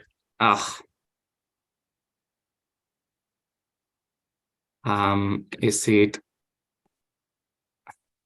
I guess you can see my screen now, but it's not the slides yet. Okay, there you go. I think I was here. Yeah. Yes. Very sorry. I'll try to go on. So what else can we do with this sample? We can analyze the morphology using the legacy survey we were discussing yesterday. This is deeper and higher resolution than the J-PLUS. And we see that most of the galaxies are either compact or almost compact with some extended area, or there's still a few that are actually extended galaxies. When we go deeper into the actual physical properties of the galaxies as a function of the morphology, we can see that the compact ones, which are the red ones here, tend to have lower masses and higher equivalent widths than their extended counterparts, at least.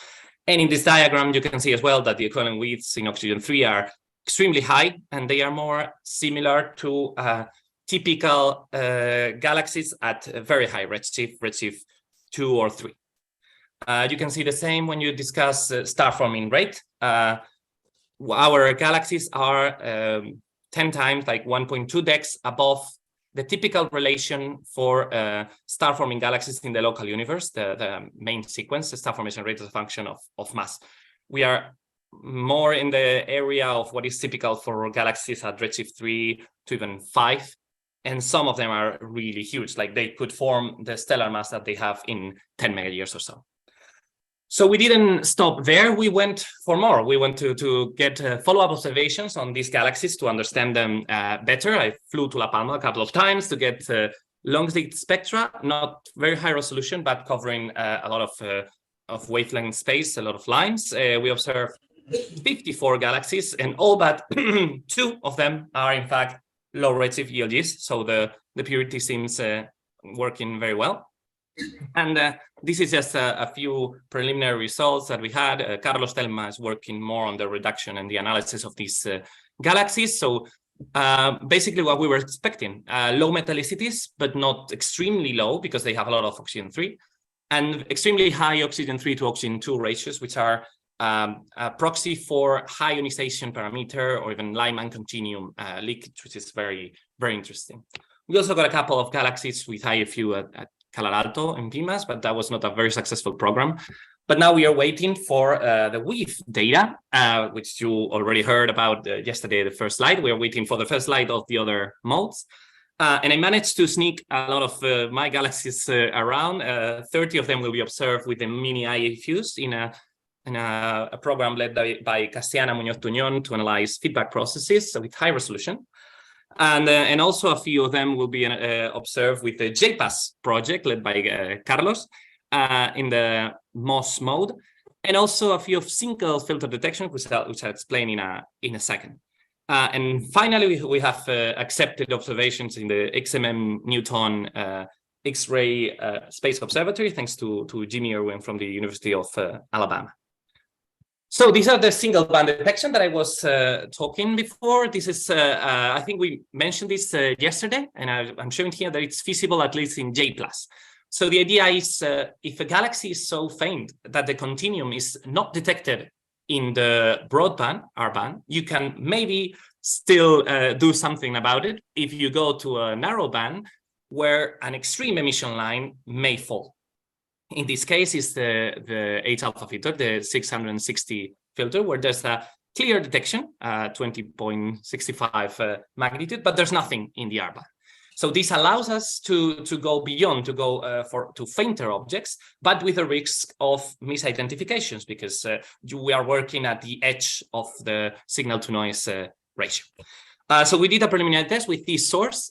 We cross-matched this with the with a very deep broadband Subaru data from HSC, and we found that there's a very, very nice source here, clearly detected, magnitude 22.2 in R, which is logical then that it's not detected in J-PLUS.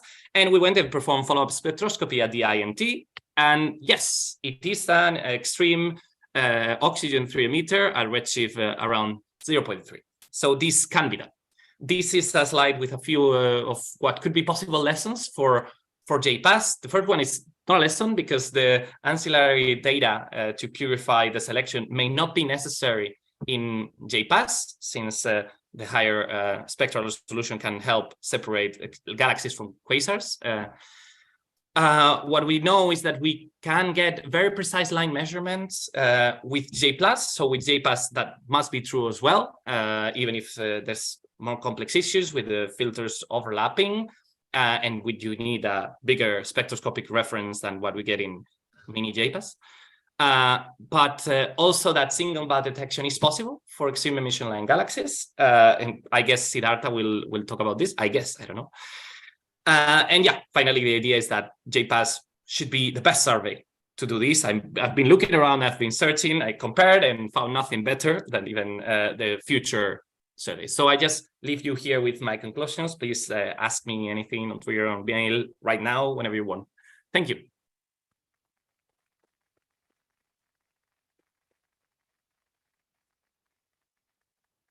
So we have time for one quick question, Rosa. Hi, Alejandro. I was lost in one point. You select the object by the oxygen 3 line, but later you comment the star formation rate that you get from this object. So how do you derive the star formation rate?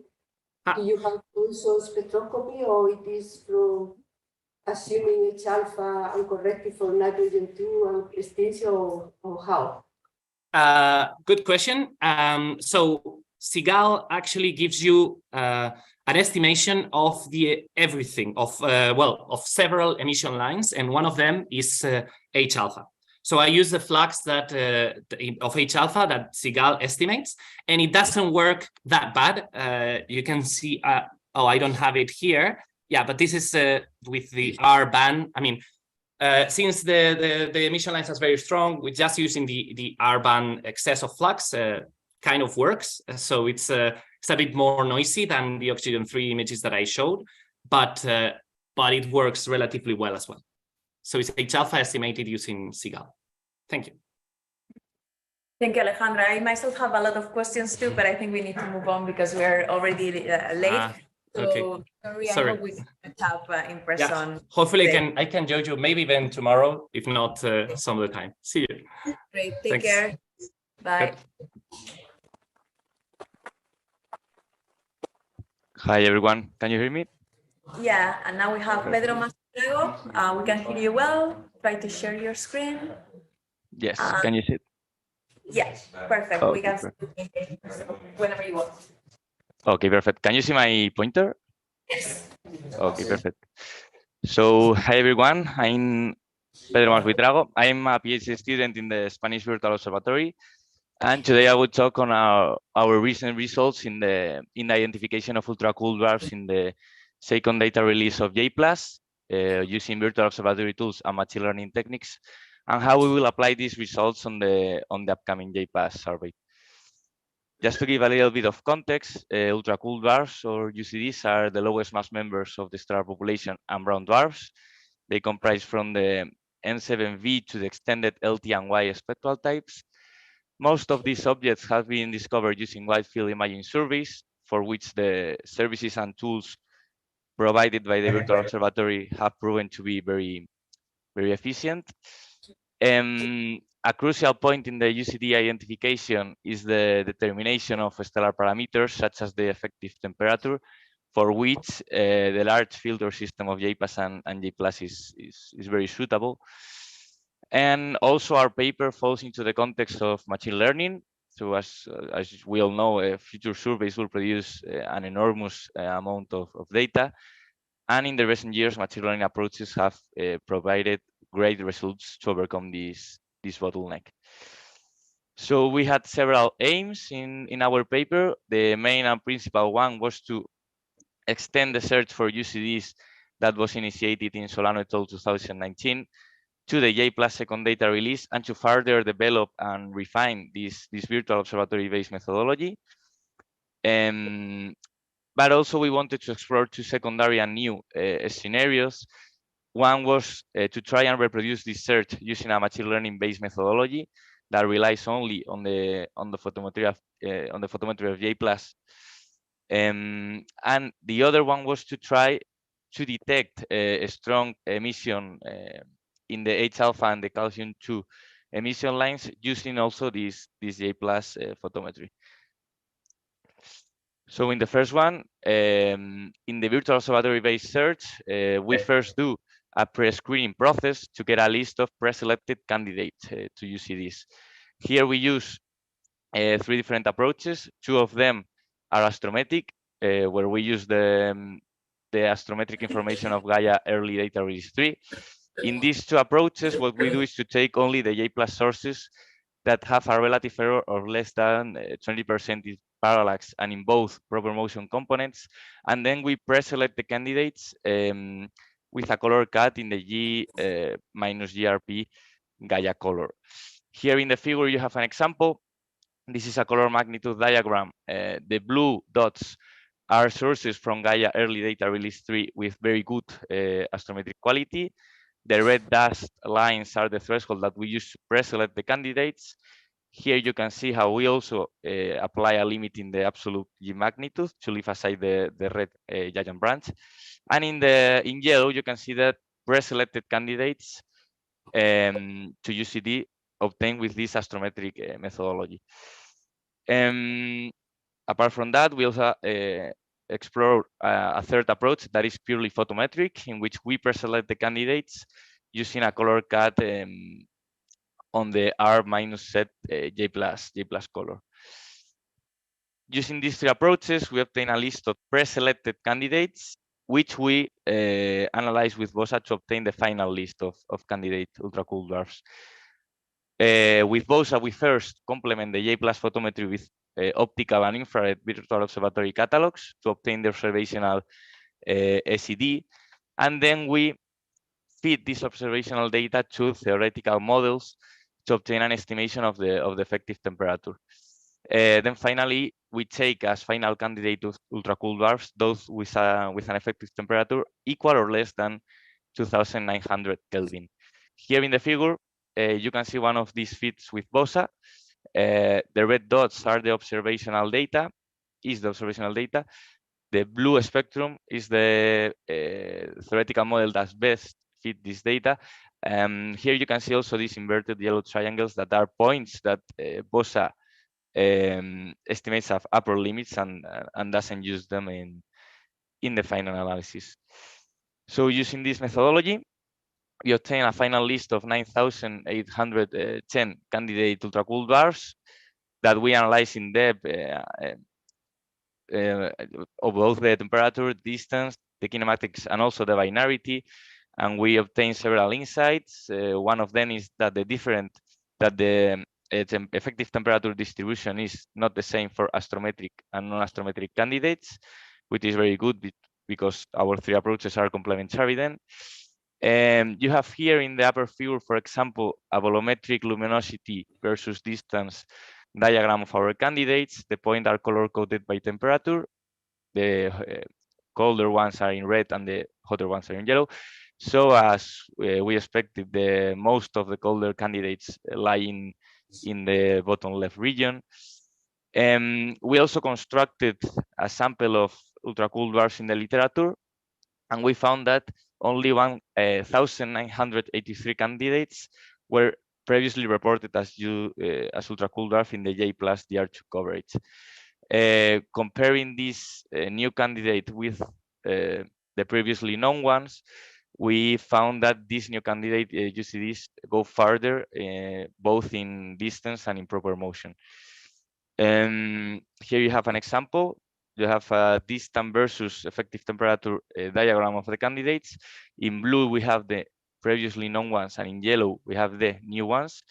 So you can see how for each value of effective temperature, the new candidates extend further in distance. Going to the machine learning analysis, I would love to go deeper into this, but I don't have the time. So we basically built a two-step methodology based on two machine learning algorithms. The first is the principal component analysis, or PCA, which is a dimensionality reduction technique. And the second one is the support vector machine, or SVM, which is a supervised machine learning classifier. Here we use as input variables 7 J-PLUS colors with the most relevant filters for the UCDs, which are the reddest ones. And we also use the previously found candidate UCDs to label the data set and create the positive and negative class. So what we did is to first use the PCA to filter the initial set, which is clearly unbalanced. And we apply this filter to discard the objects that differ the most from the UCDs. This is what you can see in the figure. Here you can see the initial sample projected onto the hyperplane defined by the two first principal components of the PCA. In blue, we have the non-UCD objects, and in yellow, we have the UCD objects. And the purple line is the threshold that we use to filter this initial sample. So we take only the objects that fall into the UCD site. This reduced or filtered sample is the one that we use later to train and fine-tune the SVM classifier to maximize the identification of ultracool dwarfs. Going to the strong like emitters, here we develop a Python algorithm that is capable to detect a strong emission on the H alpha, on the filters corresponding, to the H alpha and the calcium 2 emission lines. What the algorithm does is to detect if there is a drop in magnitude in any of these filters. And I wanted to say that we are also conducting a spectroscopic follow-up of the 8 objects that were detected by the algorithm to confirm the fiability of this method. To illustrate this, here I put two figures for the same object. In the upper figure, you have the J-PLUS photometry, where we can see a significant drop in magnitude in the filter corresponding to the calcium 2 emission lines. And in the bottom figure, we can see the recently reduced spectrum of these objects, where we confirm this strong emission in this line. We found this very promising for the upcoming larger filter system of J-PAS, and we want to use it with it. Going to J-PAS just I wanted to say that we applied our Virtual Observatory-based methodology on the mini-JPAS public data release, and we managed to identify one new candidate UCD. This is normal because the number of ultracool dwarfs is very little. Here you can see the mini-JPAS image of this new candidate UCD in Aladdin. And also I wanted to talk about a couple of things that the Spanish Virtual Observatory is working with relative to JPAS. One is that the JPAS filter system is already available in the Spanish Virtual Observatory filter profile service. So when the first data release comes out, it will be accessible through BOSA. Sorry, can you see my screen? Sorry. No, I think we had some technical problem. Can you share it again? Yeah, of course. Can you see now? Yes, perfect. Thank you very much. Okay, you're welcome. So yeah, that when the first data release of J-PLUS comes out, it will be accessible through BOSA. We could use the photometry for the release through BOSA. And another thing that we recently added is the J-PLUS synthetic photometry in BOSA. To do this, we developed a Python code that uses the package Gaia XPy to generate this J-PLUS synthetic photometry from the Gaia DR3 BP and RP spectra. So you can directly add this synthetic photometry to your sources in BOSA, so in the VO photometry section. And to illustrate this, this is an example of two figures. These two figures, sorry, are for the same object.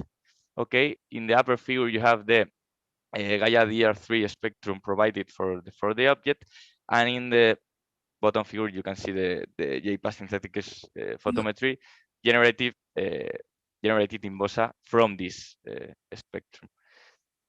So as a summary, just to say that we consolidated and further developed a search methodology for UCDs that was introduced in Solano et al. 2019, and that will be used in the upcoming J-PAS survey.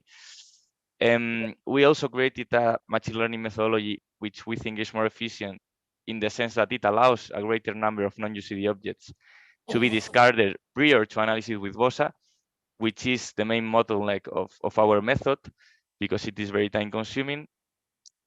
Here I wanted to say also that because the sample is extremely unbalanced, because the number of ultracool dwarfs is very little, we managed to recover all the candidate UCDs, but we also bring a lot of non-UCD objects. So the analysis with BOSA is still necessary with the machine learning methodology, but with a lower number of objects.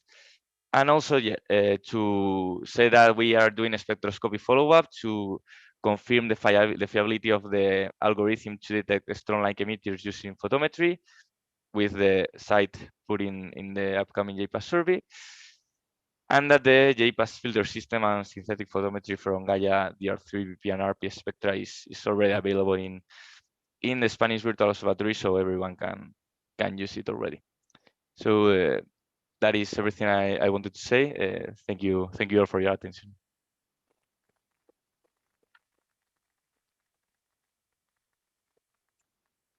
Thank you, Pedro. Questions in the audience? Alessandro? Pedro, I have a couple of questions about your spectroscopic follow-up. Yes. The first, which is the obvious one, is were there spectra available in any archive, like ESO or Noir Lab or something? And the other question is, how many objects are you following up? How many have you already observed? What is the rate of success, which at the end is your goal? Okay.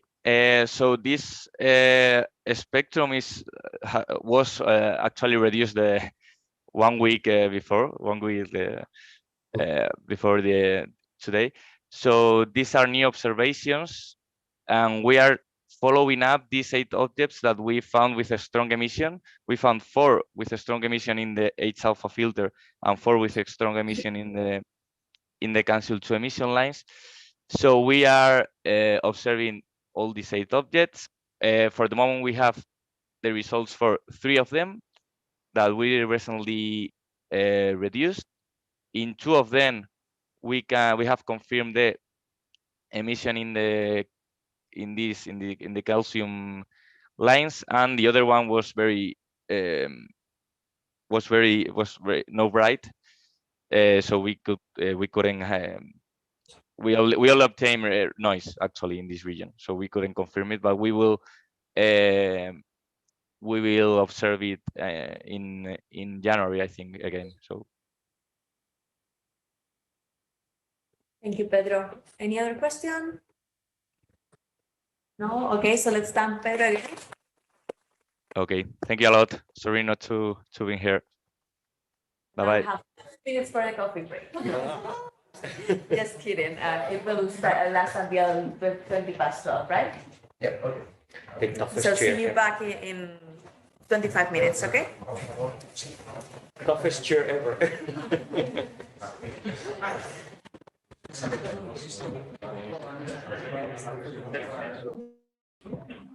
So we start and let people come. Yeah. So welcome to this first J-PLUS science session.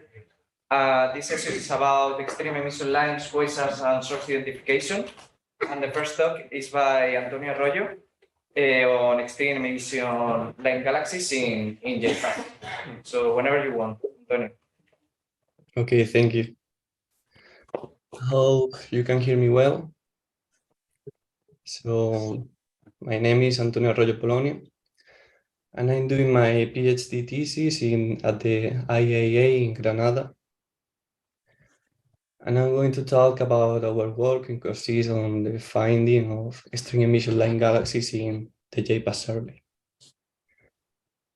Okay, I'm going to start explaining a little bit about this galaxy, that we can see that by his name they present these prominent emission lines.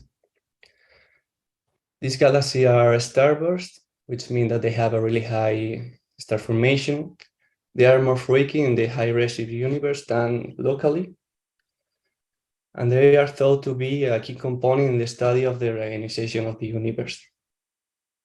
In the literature, there are some other ways to call these galaxies, like H2 galaxy, blue compact dwarf, green pea galaxies, and blueberry galaxies. Here in the right, we can see Hubble image of one green pea.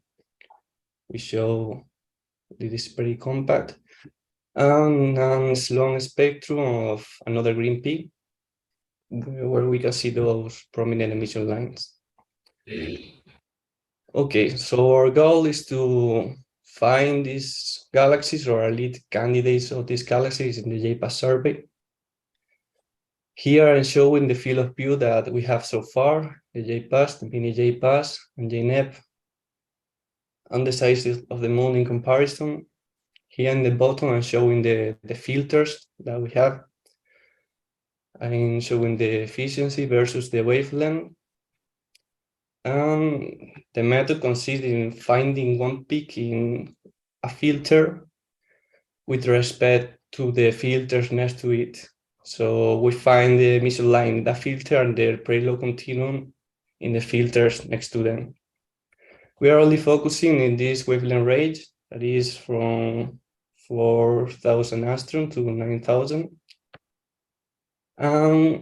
I'm plotting this same wavelength range here in the y-axis against the redshift in order to show the visibility of these emission lines in this wavelength range.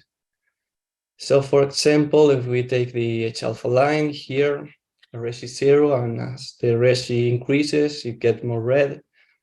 And we can see H-alpha up to redshift 0.4. In the case of oxygen 3, we can see it up to redshift 0.8, oxygen 2 up to redshift 1.4, and so on. And the last emission line, the bluer than one shown here, is Lyman alpha, that we start seeing it in a redshift 2.3, and we can see it until redshift a little bit more than 6. But we will only use the H-alpha, oxygen 3, and oxygen 2 line for finding the extreme emission line galaxy. So we'll find this galaxy at redshift below 1.4. Okay, so now I'm going to make a summary of the searching method that we use, focusing firstly on the miniJPAS data. I can divide it in two parts, like applying a first threshold, where we simplifying it, what we do is finding peaks in the photospectral catalog of miniJPAS. We have 50,000 sources corresponding with the string emission lines, and we put a threshold in the equivalent width that must be greater than 300 angstrom. And here we ended up with 31 sources. Okay, but we don't know if the sources are AGNs or string emission line galaxies. To differentiate them, we go through the second threshold, where what we do here is compare the photospectra of JPAS with slow and synthetic spectra of known extreme emission line galaxies and AGN at different ratios. So once that we do this, we can see if these 31 sources are likely to be extreme emission line galaxy or AGNs and an estimation of its redshift. After we estimate its redshift, we put another threshold, this time on the red spring equivalent width that must be greater than 300 angstrom, because this is our definition of a string emission line. Okay, so here we ended up with 17 sources that are our extreme emission line galaxy candidates. We know the emission line where they were detected and estimation of their redshift. To see more deeply how this method is applied, you can always go to the paper here, but this is the summary. Okay, now I'll show you some example. This is an extreme emission line galaxy that was detected through the oxygen-3 line here. Here on the right, we can see the image. It's pretty compact of the image that is in the line.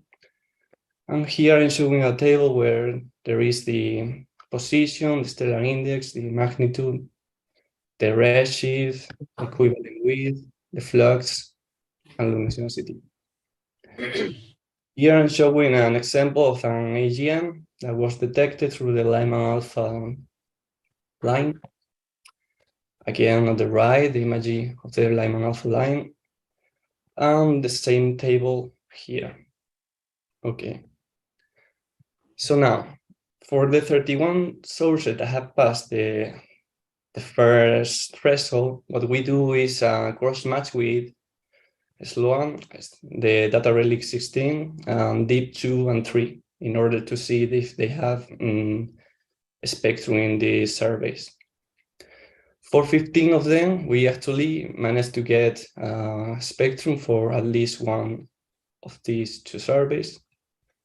And here I'm showing on the spectrum of a green pea-like galaxy, where we can see here the oxygen-3 line and the H-alpha, the image, and the corresponding Sloan spectrum of the same galaxy. Okay, now that we have the spectral copying ratio of this galaxy, what we can do is compare it to the ratio that we have estimated in this work. So here, in the y-axis, I'm showing the difference in the redshift, and in the x-axis, the spectral copy redshift. And we can see that the difference are pretty low. Indeed, the relative difference is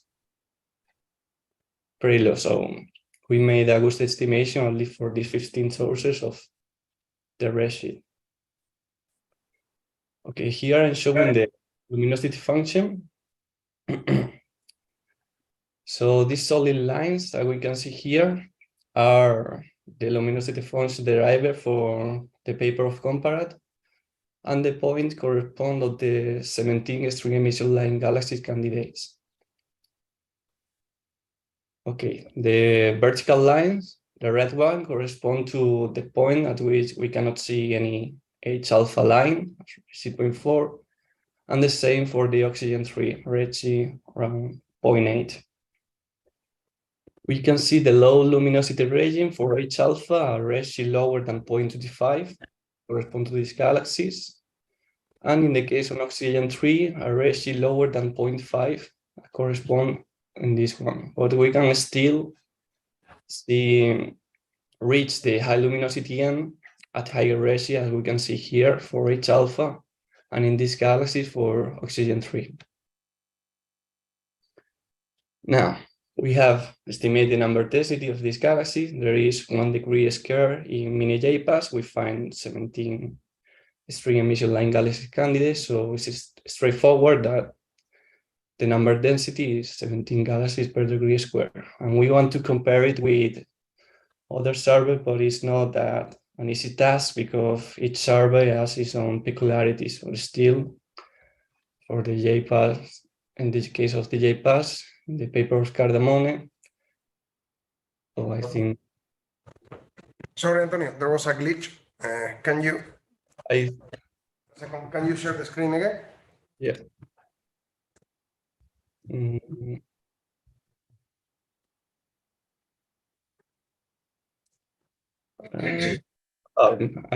I missed. Sorry. Must be this one. I don't know why it goes to another. Okay, now can you see? Yeah, perfect. Thank you very much. Okay, nice. Starting with the Greenpeace. In the paper Cardamone, Greenpeace has a particular resid rain that is smaller than ours. They find galaxies that are much brighter than what we found in in miniJPAS. And they ended up with 2 Greenpeace per degree square. And we only have one of our extreme emission light galaxies that are in the resid rain and have a similar magnitude in the red filter in Sloan. It is a little less brighter, but it's really close. So these are pretty much in agreement. About some other studies in the local universe, we got the blueberries by John, where they find these galaxies are redshift lower than 0.05. They ended up with a really, really low number density. In J-PLUS, as Alejandro previously talked, the redshift is really similar, finding the same galaxies, and the number density is still not that low, but still lower than 1. We didn't find an extreme emission line galaxy that close, so these also are in agreement. And finally, in the survey Set Cosmos, Ricardo and Marin make a search for extreme emission line galaxies also. And we adjust to have the same equivalent width, rest frame equivalent with that him, and the same resid rain. And we calculate that they found 21.7 extreme emission line galaxies per degree square that are a little bit higher than ours, but still in agreement. Okay. And now, finally, I'm going to show some preliminary results of the JNEP survey, where we have 25,000 sources. After applying the first threshold, we only ended up with 7. One of them is likely to be an AGN, so after applying the second threshold, we ended up with 6 extreme emission line galaxy candidates. And I'm showing one of them here. This is also a green pea-like galaxy where we can see the prominent oxygen-3 line, H alpha and oxygen-2. We can see the compactness in the oxygen-3 emission, and the redshift the estimation of this redshift is 0.19. I'm leaving you here with the conclusion, and I want to thank you all for your attention.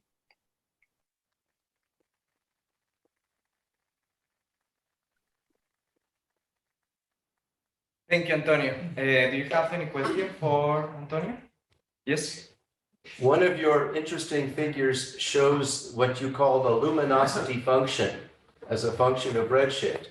But I believe you're plotting the knee of the luminosity function L star on the vertical axis. Yeah, L star is derived if you have a luminosity function, but you do not really have a luminosity function. You must make some assumptions about the shape of the luminosity function, I guess.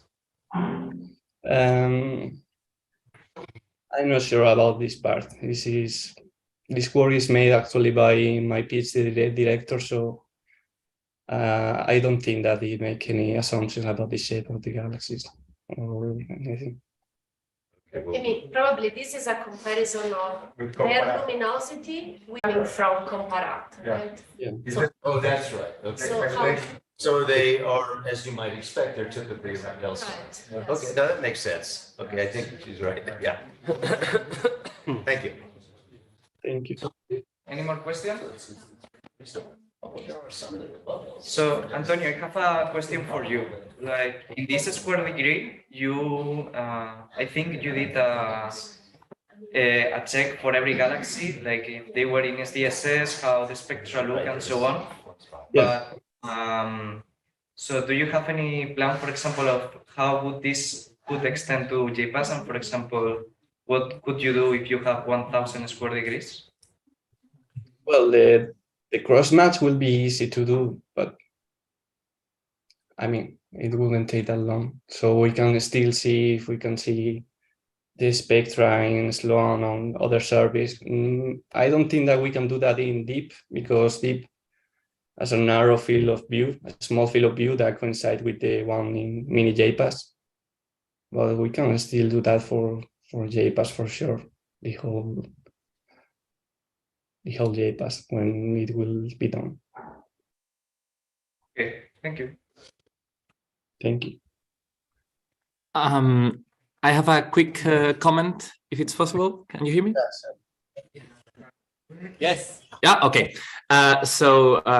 Thank you, Antonio, for the talk. I just wanted to point out, I guess everyone knows, but just in case, that the densities that Antonio was talking about and the densities I was talking about are different. These densities are per square degree, and I was talking per cubic megaparsec. So these are on the sky, and the ones I was referring to were physical. So that's why the densities are high in this comparison for the Greenpeace or the Z Cosmos, because that's the redshift range is very, very wide. So you obviously you get some galaxies, but at very different redshifts. In this case, for this work, in the comparison that I did in my paper, I did it on physical density, and actually the Young paper and mine were more dense than the Greenpeace. In fact, when you take into account the very little volume that you have at very low redshift. That was it. That was the only thing. Okay. Thank you. Thank you. So the next talk is by Carolina on quasars.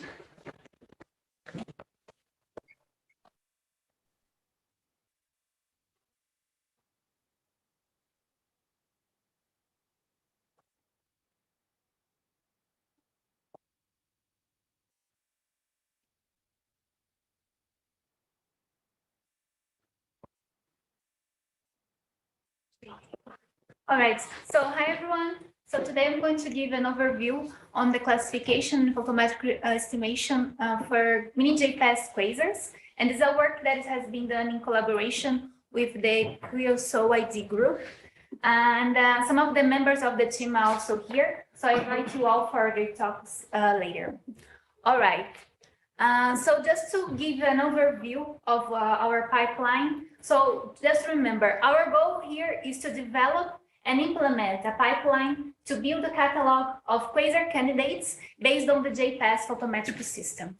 Now, here's just an overview of our pipeline. So our input will be this superb photo spectrum, and then we'll have some processing, some machinery in order to classify and also estimate the photos for these candidates. And as the output, we're going to have some confidence levels of them being either quasars, galaxies, or stars, and I'll explain later why, and also their photoses, right?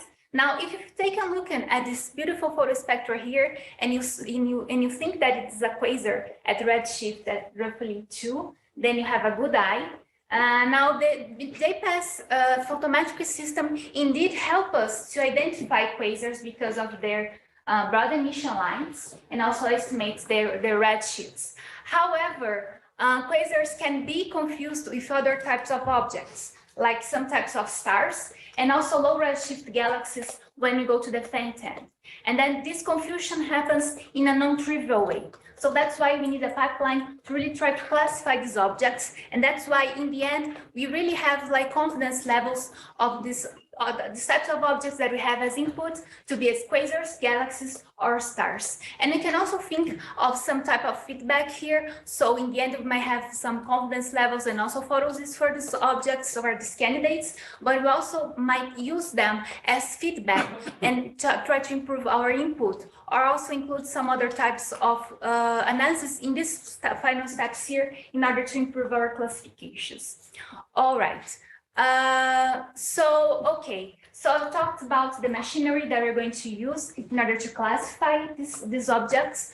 And in principle, we chose to use machine learning methods, and we're using several different machine learning methods here, algorithms, but we are using the miniJPAS as a test case, okay? But in the miniJPAS, unfortunately, we don't have a large enough sample of spectroscopic candidates in order to train our algorithms. So one of the first steps is to create mocks. And I was in charge of this step. So this was an effort in order to create this mock. And these mocks, they are based on synthetic spectra, based on SDSS spectra, right? And then we convolve the JPAS filters in order to have these catalogs. And we also use a very special catalog from Sloan, which actually contains the main contaminants for the quasar samples. So it includes galaxies and stars that are targeted as quasars in Sloan. So this helps us to build our mocks based on the objects that we think that they might be more confused with quasars. So in the end, we try to classify all of these miniJPAS sources. We actually do some cut here. So our algorithms, they are based on the classification of only point-like sources. And then we also have some refinements and also some data qualities in order to create these mocks. So one of the things that in Sloan, we don't have like faint, it doesn't go to the faint end. So we really need to shift this distribution in order to produce mocks that will be more resemble to what we expect to find in JPAS. Now our mocks, so in the end, we provide the training sets for the methods. And the methods, they are trained on mocks. They are also tested on mocks, and then later they are tested on real data from miniJPAS, okay? And for the validation of the mocks, in the training set, we produce basically balanced samples of quasars, galaxies, and stars, and also based on the luminosity function of each type of object. So for the quasars, we have, for example, the quasar luminosity function. For galaxies, we have the real distributions that we expect from deep 2, for example, and deep 3. And in the case of stars, we really use synthetic stellar population models, for example, from Besançon. All right. And then in the end, to validate our mocks, we test it as a function of the depth that we expect for each of the filters, and also as a function of the signal to noise in comparison for which we have from the data from miniJPAS, and this for all of the bands and for all of the type of sources. So our mocks, they are really realistic as a function of the depth that we are able to achieve, and also as a function of the signal to noise, the medium signal to noise that we obtain for the whole magnitude range and for all of the bands. All right. So this work is published here. It was accepted at Mainers. The monthly notice.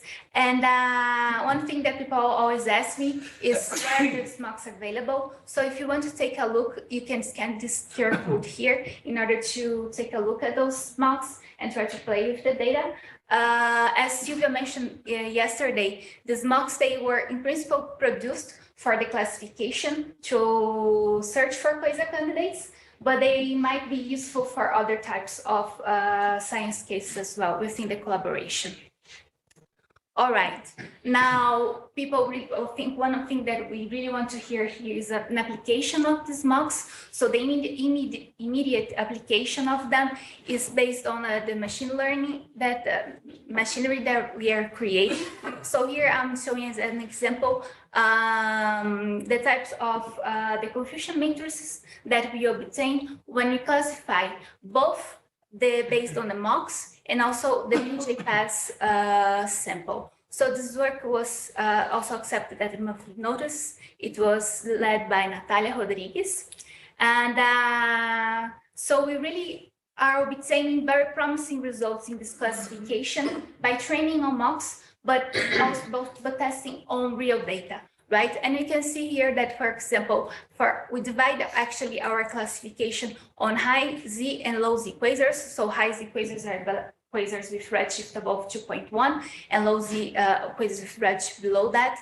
And then we can see that for the confusion matrices, for the, for example, based on MOCs, and also on the data, we obtain an average of 8% of confidence. But this, remember, this is based only on one method of machine learning. So in her work, Natalia, she produces, she's based on CNN, so convolutional neural networks. And one of the great things that she brings in this work is that she also includes the uncertainties of the photospectra in her method. And the validation is also based on the random forests and light GBM methods. But then we also have other methods. So for example, Ignasi is also leading an effort to use artificial neural networks to do this classification. And he also adds data validation by including hybrid objects. And you also have another method by Ignasi, which is called squeeze, which is basically a fit to find quasars and also estimate their redshifts. And then in the end, what we are actually doing is producing using a combined algorithm based on random forests, and is also led by Ignasi. So we are actually combining all of the results, all of the confidence levels that we obtain by these individual classifiers into a single algorithm in order to produce a final catalog, a kind of consensus catalog of quasars, galaxies, and stars that will have, in principle, better performance than the classifiers individually. And to have more details about this combined algorithm, please stay for Ignasi's talk later. All right. Now, another application of the MOCs is also for redshift estimation, for photometric redshift estimation. So, as I said before, Squeeze, which is one of the classifiers, it already provides an estimate for the redshifts of the quasar candidates, but then I'm also developing another method to do that. So it's called QPZ. So it's based on fitting of quasar against spectra. It also takes into account the slope of the spectrum, of the focus spectrum of the quasar. And as a validation for this method, I'm also using LEFAR to validate that. So for example, for the miniJPAS quasars, and when I say miniJPAS quasars here, those are the quasars that were detected by miniJPAS and that have a spectroscopic confirmation from Sloan. And then if you use, like, for example, as a quality test, the sigma normalized medium at absolute deviation as a quality cut, here we can compare both methods. So they perform roughly the same, but then you take a look at the outlier fraction, which are the objects that are really outside the diagonal or the one-to-one relation that we expect. QPZ is actually outperforming LEFAR. And so, but in the case of quasars and spectroscopically confirmed objects in general in J-PAS, there are not too many objects. So in order to have a better overview or understanding by what's really happening, we go to mocks, right? So we also apply these methods in the quasar mocks that we have produced, and now we can have better sense of what's happening. So for example, here we have a better quality for the sigma animatic for both methods. And again, here we can better take a look at the outperformance of QPZ as comparison to the FAR in terms of the number of outlier fraction. And one of the things that I have not mentioned, but that's nice with QPZ, is that we really have a fit for our photospectra. So it's also another thing that might help us to produce some other types of science.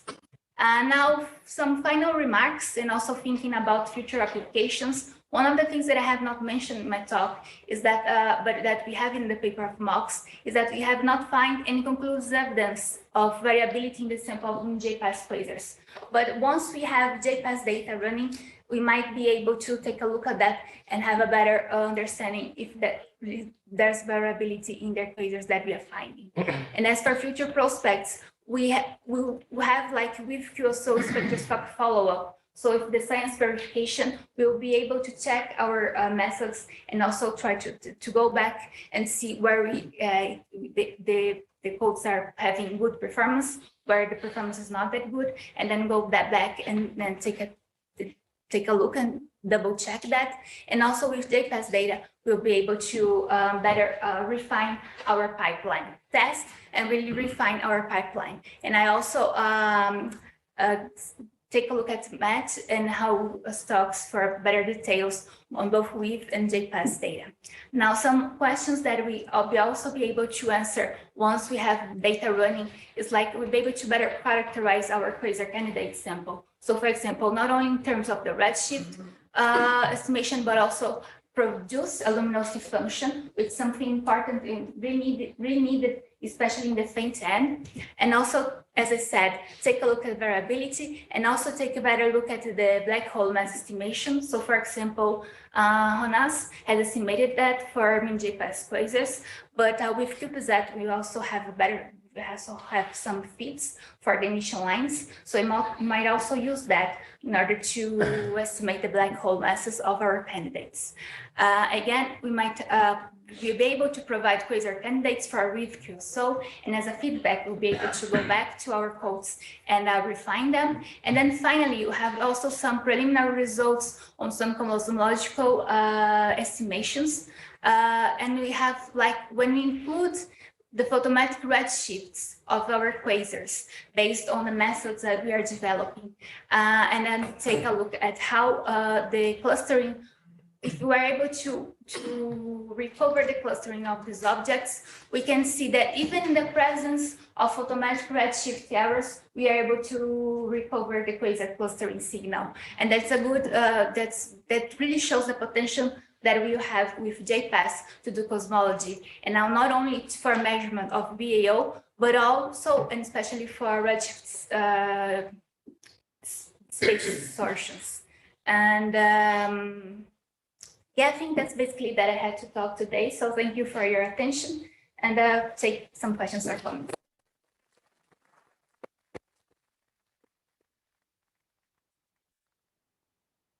We have time for one or maybe two super fast questions. So yeah, go, Carlos.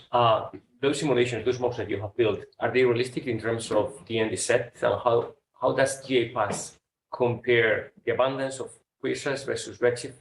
How does it compare to other services like EPOS and so on? Is that information encoded in the mocks that you have created, and are these mocks available?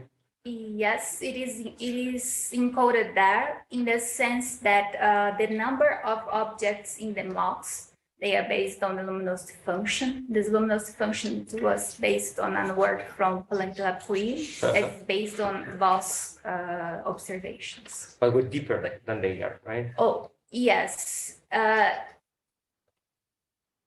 In order to go deeper, we need to do that trick of shifting the distribution, the magnitude distribution. So, but based on the numbers from the luminosity function, and then we can put the numbers into the mocks. Okay, so the mocks are not motivated by the real quasars that we have found in our data. They are. So they are, yes. It's deep BOS and EBOS data. So it comes mostly from stripe data 2 with a bit of MNT data thrown in. and there is a fit and some extrapolation, but it goes to R23 or something. Okay, so how do we compare? How does miniJPAS then compare to eBOS, for instance, in terms of quasar number densities?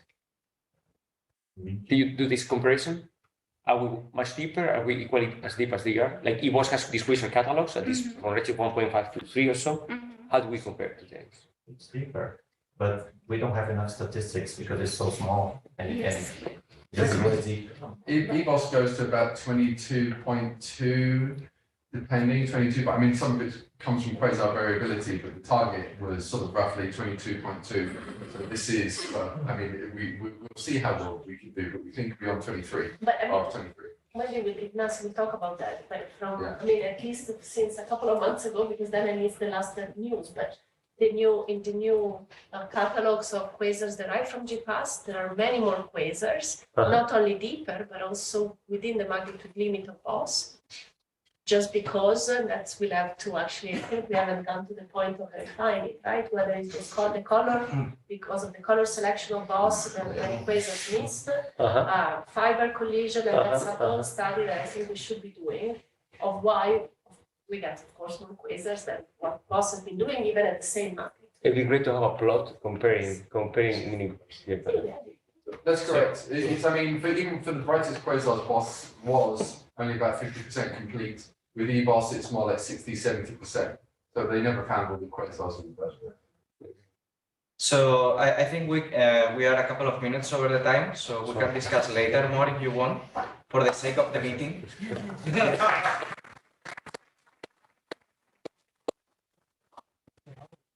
So our next speaker is Ignasi, that is going to talk about quasar identification in J-PLUS.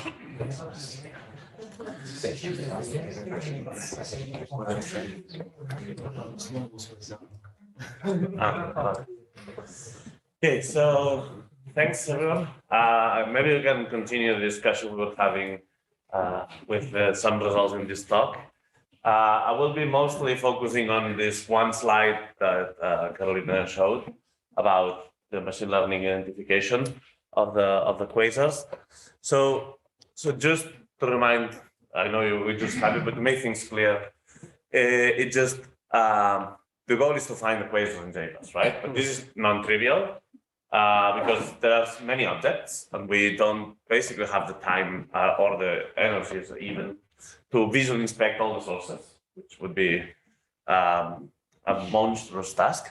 So we turn to machine learning algorithms, and because of course we don't have enough objects to train, we need in the mocks that Carolina just presented, right? So once you say, okay, let's do machine learning, there are many things, many ways that you can do it. And indeed, we have tried several things. But the point is then, okay, so we have several options. How do we optimally combine? Because some codes might have some strength in classifying a particular type of quasars, and the others might have some other strength to classify other type of quasars. So what we found is that if we add an extra layer of machine learning that's classifying on the outputs of the previous codes, then we can recover some of the quasars, as we will now see. Right? Okay. So just to see some examples of the J-PLUS mocks, I wasn't sure if Carolina was going to show them, but she didn't. So we can see that. We can see the emission lines. So these look pretty much like J-PLUS data. So again, all the details on the validation of these mocks on Carolina's paper. So then we said, okay, so let's see how can we approach. The first approach that we tried, the order is not, we tried it in parallel, but the first one I'm going to talk about is this artificial neural networks with hybridization that Hernández was doing. So the idea is that, okay, so maybe these mocks don't have all the variability in the sample, so let's mix them. So let's take, for example, galaxy and low redshift quasars and just mix them and produce new mocks from that, which would be like sort of like mixed version of the data themselves, right? So if our sample is not capturing all the variability, then we should be able to help with adding this new training set. So that's what we get is something like this, and I'm going to be explaining this slide a little bit more carefully. So here first on the left we have like the F1 score, right? The F1 score is basically a measure of purity and completeness. So it's sort of the sweet spot where the two meet, right? So we can always think about if we are more strict in the criteria, then we will have a purer sample, but a less complete sample. And if we are very relaxed, the sample will be very, very complete, but not as pure. All right. So the sweet spot usually is computed by this F1 score, defined this way here, and then we can see that we can go. So in this means 1, 0, 1, and 2 means from magnitude 17 to 20, 20 to 22.5, and then 22.5 to 23.6. So just by this code, we see that we can recover 70% of all the objects up to magnitude 23.6, which is good. And then on the right, we have this, the mean probability of the object versus the fraction of positives. So basically, this is a way to measure if the confidence of this algorithm, because remember in machine learning, we get some confidence of classification, but that doesn't necessarily map to probabilities, right? So in these plots, if the points are on the 1, 1 line, then we can confidently say that the confidence of this machine learning algorithm is mapping to a probability, right? Otherwise, we won't be able to do that. And here we can see that we are indeed able to do this for this kind of algorithms, and that the hybrid data set is not adding much, right? So we decided to just stick with a normal data set.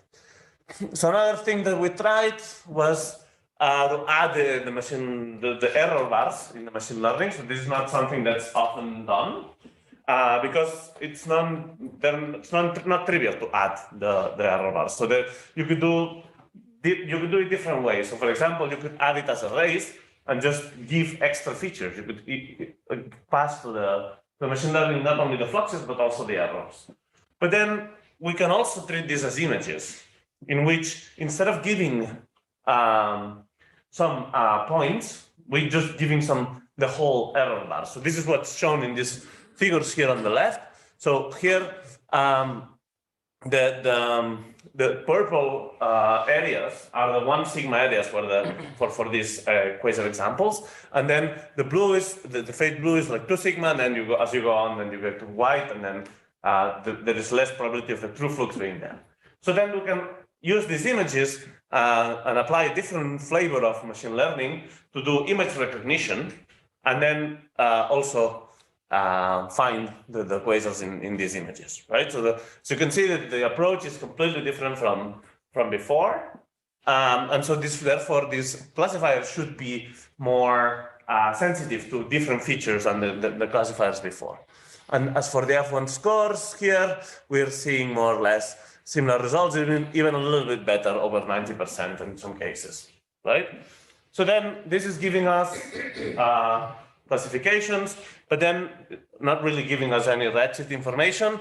So that's why we thought that we could use Squeeze, which is a classifier designed to do mimic the visual inspection on quasar spectra, right? Because it's quite flexible.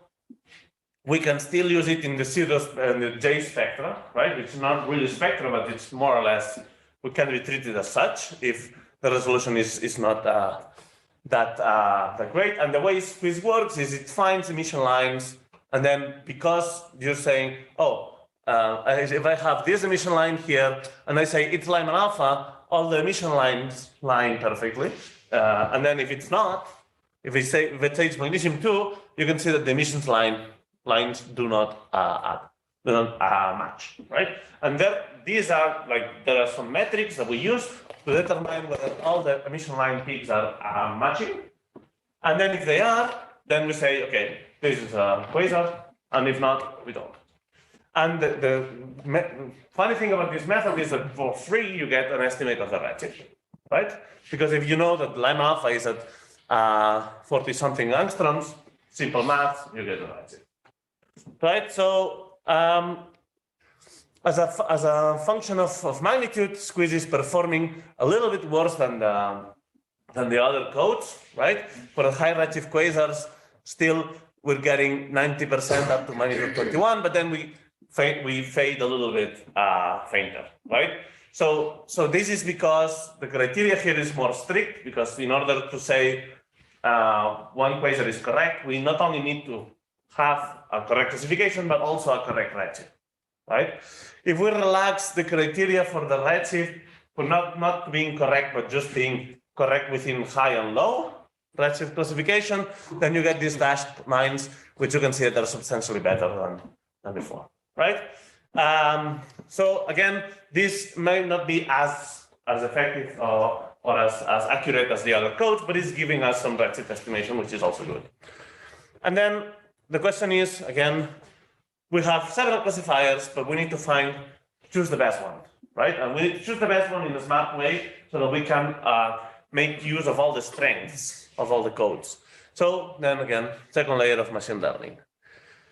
And the results are almost too good to be true in some cases, and then very good in other cases. So for example, in the top panel, we see the results on the F1 score again on the test sample for high redshift quasars and for low redshift quasars, and we're basically recovering more than 95% of the quasars in the classifications, right? So this is improving the classification of any single classification, right? If we add more contaminants in a special test sample in which we basically have like the expected number of things that we expect to encounter in the sky, so we have things that are basically a little bit worse, but we're still recovering like 70% of all the quasars, right?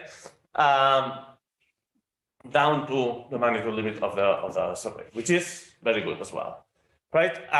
Just one caveat: in this second sample, we have many more galaxies and stars, and we are not filtering for anything. So maybe you can just, to make the task simpler, get rid of some confirmed stars by other sources. Like for example, if you have Gaia sources that saying, "Oh, this is clearly a star," then you could just remove them and clean up the sample a little bit even further down the line. So. Okay, so let's see how, so why can the combined algorithm do better than the others? It's because the overlap of the predictions, it's not 100%. So not all the codes are doing it the same way. So you can see, for example, here the way the CNN2 and CNN1 codes overlap, and also with truth table. So you can see that, So you can see that there is some core quasars that are classified found by the two algorithms, but then there are some that are found by one, some that are found by the other, right? Of course, making this plot for a 7-dimensional space, it's kind of difficult, but I added some summary statistics here, which is the number of agreement classifiers. So basically, we can see that about 30% of the quasars are detected by all the classifiers. So these are obviously the more confident, because everybody thinks it's a quasar, so it should be a quasar. But then, surprisingly, there is like about 5 to 10% of the quasars that are not detected by any classifier, but still the combined algorithm thinks, okay, these are quasars, right? So this is giving us some interesting information. We have to look at these objects in more detail, but we didn't have the time to do it yet, because this is saying that, okay, so one code thinks it's a low redshift quasar, one code thinks it's a galaxy, and then the combined algorithm can separate between the two and figure out which is the correct answer, in principle, right? Again, we need to confirm this, of course, but in the mocks, it seems like it's working, right? So when we go about the redshift precision, you can see that our estimates are a little bit all over the place, especially for the low redshift quasars, and this is because we have something that's a well-known problem, which is line confusion, right? So if you have one emission line and you think it's another one, you get the wrong redshift, right? But then the problem is mostly confined to low redshift quasars and between only low redshift quasars.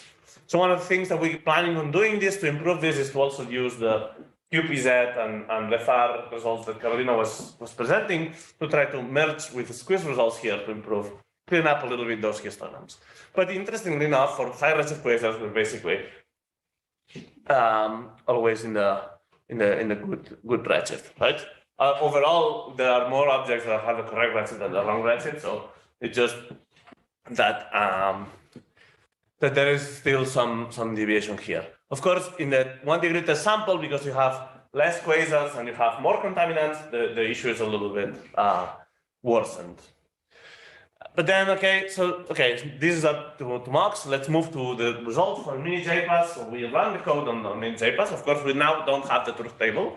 This is something that we need to add to find in this spectroscopic follow-up with quasars.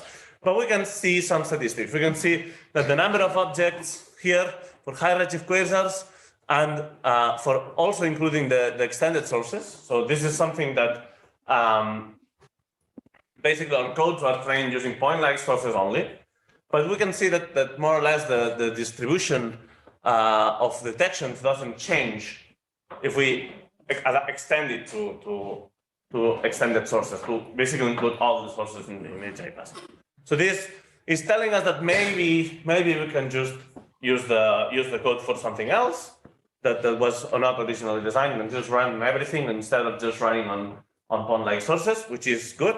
But then the not so good news is that the relative number of quasars seems to be different in the data than in the mocks. There might be some issue there. So some feature in the data might not be added into the mocks, or really, honestly, we don't know exactly why this is happening. But this is something that is potentially problematic. Let's keep it like that. Still, the easiest way to confirm whether there is indeed a problem or not is just get the spectra, and then you will have the correct classification. So you can build yourself a truth table, and then you can properly say, oh, there is a problem. This type of objects were missed. This type of objects were added as impurities, right? Okay, so just to come back to another point I was making before, you can see that for the combined algorithm, the confidence cut is also very low. And I was telling you before, you cannot map this from confidence to probability easily, right? And then if you can see here the number of objects for the individual classifiers as a function of confidence. And you can see that basically the combined algorithm is cutting shorter than the rest. So this means that this definitely does not map to a probability, but this is not a problem, right? We just need to figure out which is the right confidence cut so that the purity is acceptable and the completeness is still good, right? Again, this needs to be done once we know the truth table, once we have like the spectroscopic follow-up. And then just to conclude, the 30–40% of the time, most of the classifiers agree with each other. So they find quasars when they're supposed to be quasars. But then there are some objects in which they were not classified by any algorithm as quasars, but then the combined algorithm thinks they are quasars. Right? So these are particularly interesting because it can help us understand fully what the combined algorithm is doing. Okay, so there is still some redshift confusion, mostly for lossy quasars, but could be improved using the results that Carolina showed us in the previous talk. And then the important thing is the test and 1 degree test samples behave similarly. This is important because one has many more contaminants than the other, but there might be some issues that in the data sample because the classification patterns seem to be a little bit different. And just basically, once we have all the data, we will the spectroscopic confirmation, we will know more about whether there is indeed a problem or we're just finding something else. So that's all. If you have questions, happy to answer them.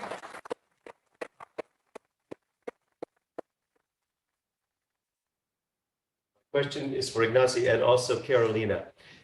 Your modeling and all procedures seems to be based on searching for normal Sloan quasars. You have Vandenberg and so on. Could you be able to find unusual quasars? 2 examples, if it has not so broad lines, maybe less than just a few thousand kilometers per second, would you still pick it up? Or if it has red colors, such as red quasars, would you still pick it up? Right. So that's indeed a very good question. Honestly, we don't know because so the algorithms are trained specifically for those objects because those were the objects, the truth table that we had available, right? So we have quote marks, done what we could. Of course, ideally, we would train with the entire variety of objects. So this means that we will need to redo the training, we will need to redo the mocks. But to do that, in order to do that, we need, first step is the truth samples, right? So we need to find some of these objects in miniJPAS first, or JPAS once we get the data, before we can make sure.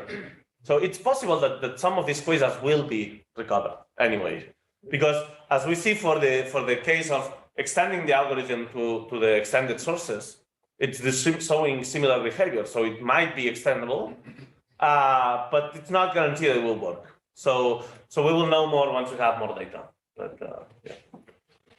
I think we have now, I mean, depends on what you want. I mean, I don't mind having more questions or being late on the meeting, I don't care. But we are even later than with Carolina.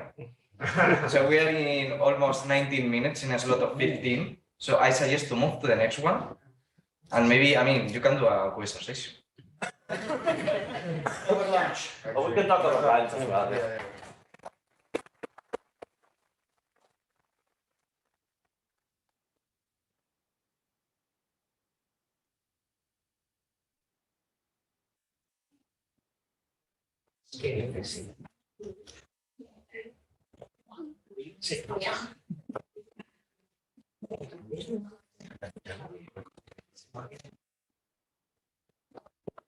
Nuestro próximo speaker es Andrés, que nos va a hablar de J-BANGs y cómo clasificar cosas en, in surveys that start with J-things. Well, thank you very much. For all of you who don't know me yet, I don't blame you. I have been working in J stuff for just 1 year. Actually, my science scope is something completely unrelated to what I'm going to talk to you about right now. So please buckle up for a lot of untested science. Okay. So sorry, but no J-PLUS yet. I don't know what I'm doing here speaking in this session. But hey, don't worry, we'll apply this to J-PLUS once I have the opportunity. But J-PLUS DR3 is great. I don't have to convince you about that. The only important thing is that a new calibration is available, and everything that you're gonna see now is preliminary and based on this new calibration. Okay, so now object classification is a dumb task in the sense that even a child could do it, but it's tedious and it's necessary. Why? Because it enables us to perform more science, to select more objects and do specific science on these objects. As you know, J-PLUS and J-PAS include object classification from extractor, but it's just a binary classification. So it's basically compact versus extended source, and it does not provide any corresponding uncertainty. If you ask me, actually, it's doing it pretty well. So what you have here is the typical confusion matrix. You are gonna get a piece of seeing this all in the next session. So this is the spectroscopic confirmed class of an object, and this is the J-PLUS class here. Actually, galaxies are, you have a pretty accurate definition of what a galaxy is, the same for stars, but you have this no idea in the middle that doesn't allow you to get the quasi-stellar objects right. Okay, there is a lot of improvement that has been done. As you know, well, Bayesian approach has improved this, and a demonstration, this is a figure from a paper from Carlinhos in 2019, in which you see the count of stars as a function of the galactic latitude, and as you expect, the counts increase with decreasing the galactic latitude. So that means that we are going in the right direction, whereas galaxies are more or less constant. So this improved a bit on the current classification. And also, very recently, Rodrigo submitted a paper with a classification based on machine learning that includes QSO. So stay tuned. I didn't want to spoil anything because I think he's gonna explain this later. But still, again, no uncertainties and only star QSO galaxy classification. Notice that I included the third one and still saying only. But yeah, as Ignasi said, The uncertainty things is problematic, specifically when you're using machine learning methods. So I have this question, can we do better? The answer is always. Is it worth it? That's another question that I'm not going to answer here. Probably not. But anyway, we can train another kind of machine learning algorithm to predict both the class of the objects and the uncertainty. Formally speaking, what you do is to train a model on the dependence of a property, let's call Y2, on a vector of intrinsic properties of whatever object that you have in the training, in a training set, right? And then you use that model just to predict such property in the rest of the catalog. It's as simple as that. Just fitting a model and then predicting in the main catalog. The thing is that an ideal model should be capable of providing these uncertainties and also should be able to know when it doesn't know. And as an example of this, I'm showing here a very simple linear regression problem that when you apply, well, your typical least square method, you will get the slope, the corresponding slope, and you will perfectly be able to predict data above this, the data, right? The data that you have. But if you apply a random forest or any kind of decision tree forest, what is going to happen is that the model is unable to extrapolate any data, and it will tell you that this is the correct answer, even when it's not. All right, so let me introduce very briefly, I don't want to bore you with this, what Bayesian artificial networks are. So Bayesian artificial networks combine both things, combine two things, neural networks, but also Bayesian inference. And they treat the weights and the outputs as variables, not as a single weights. Here you have a scheme of how a standard neural network works. You have all the neurons and you have these deterministic weights that give you the final answer. Whereas in a Bayesian neural network, what you have, so it's a probability distribution functions of weights for each one of the neurons, which results in a probability distribution function for the final answer.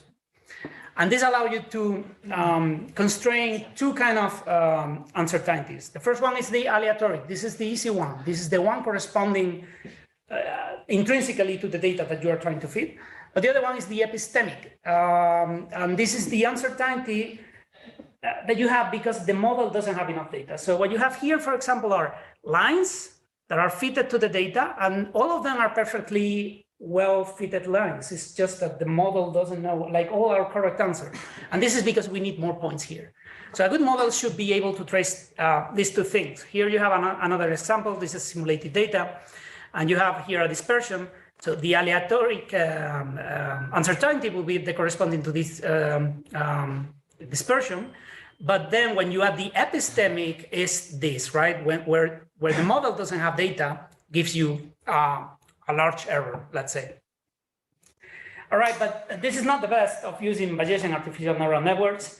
The best is that you can make a good name for the entire pipeline, right? Because look, I consider myself really bad at putting names of things. So I thought like, whoa, bang, with the words galaxies and stars, you can get a heck of a name. That's what I thought. So here you have J-BANGs, with Lucky Luke, one of my favorite characters. Sadly, I learned later that bangs in American English is a hairstyle. No. Specifically is the hair that you leave to cover your front hair up to the eyebrows, something like this. So the name is TBD, let's put it that way. Anyway, so J-BANGs, for the moment, let's call it J-BANGs, is a pipeline that uses Bayesian artificial neural networks to infer the properties of astronomical objects in J-surveys. So far, I only could test it in J-PLUS, so please bear with me. So the most important thing here is to get a proper good training sample. So the training sample is going to include that set of variables that you're going to use, like the typical X in your slope regression, whatever you want to do, and then the Y, right? In the X, we included photometry, fluxes, blah, blah, blah, morphology, characteristics, elasticity, effective radius, blah, blah, blah, whatever you want. Also photometric issues related with flux. And then also the tile information, right? The scene, the 0 points, and whatever. And for the classification, we are relying for this specific example in Sloan and LAMOST classification, spectroscopic classification. And this amount for a total of 1.2 million objects in common with J+. Here you have the distribution for, I think these are stars, these are galaxies, and these are quasars or QSO. All right, so these are the results. So keep in mind that because these are Bayesian neural networks, what we are having is the full probability distribution function, not just one number. And this is important because here, for example, you have 0 probability, 1 probability. And this is in green, you have class star, in orange, you have class QSO, and in blue, class galaxy. So this is clearly a galaxy. These are 4 examples of objects. This is clearly a galaxy. This is very clearly a QSO, although you have a tail that goes up to here.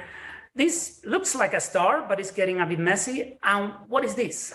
It's a galaxy, it's an AGN. Well, this is the interesting thing of having the full probability distribution, that you can choose objects, not just based on one number of a combination of 3. You can also select based on the dispersion of the PDF, or selecting something that you know that the tail is not going to reach 0.5 or whatever. Sorry, how is this going below 0 and above 1? Yes, because I'm not imposing, so because this is preliminary, in the final result, everything should be normalized, but I'm not imposing the neural net that has to be between 0 or 1. It's just learning it. And this is a very interesting question. Well, actually, I could answer to this later. Anyway, if we select this kind of objects, this is what you have. So these are distant active galaxies. You probably cannot see here, but it's a galaxy, galaxy AGN, galaxy, no, QSO, starbus, broadland, but you see this. Yeah, so you see, these are the kind of objects that pop out when you see this distribution. Anyway, going again to the typical and boring matrices. I forgot the name of the matrices. Never mind. So the class that you have in the left is the spectroscopic class. The class that you have in the bottom is the class predicted by this method. And these are for different magnitude beams. So this is from 17 to 18, 18 to 19. You get the idea. Look at this. We are basically perfect up to magnitude 20. And then from 20 to 21, you start to see some confusion between stars and QSO. But I guess it's okay. And from 21 to 22, it starts getting messy. It's still, QSOs are recovered with very good accuracy, I would say. By the way, as I said, this is all work in progress. This is based on a small sample, and the reason for that is that I couldn't download the entire catalog because the calibration was finished, was done like a few days ago. So stay tuned, this is gonna improve. This plot is interesting, it seems very busy, but it's very simple. So what you have here is for different combinations of classes, the probability of a class being assigned correctly to the class that it belongs. So here in these are histograms. You don't want to see stuff in here. You want to see basically Dirac deltas around 0 and 1, all right? So this is basically the separation that you get between the class galaxy and QSO, QSO versus galaxy, galaxy versus stars. You get the idea, it's all the combinations. So a perfect classification will have nothing in here. If we go to the bottom panels, these are the corresponding receiver operating characteristic curves. And this is a fancy name to say how good the model is doing, is performing in the classification, whether it's confusing stuff or not.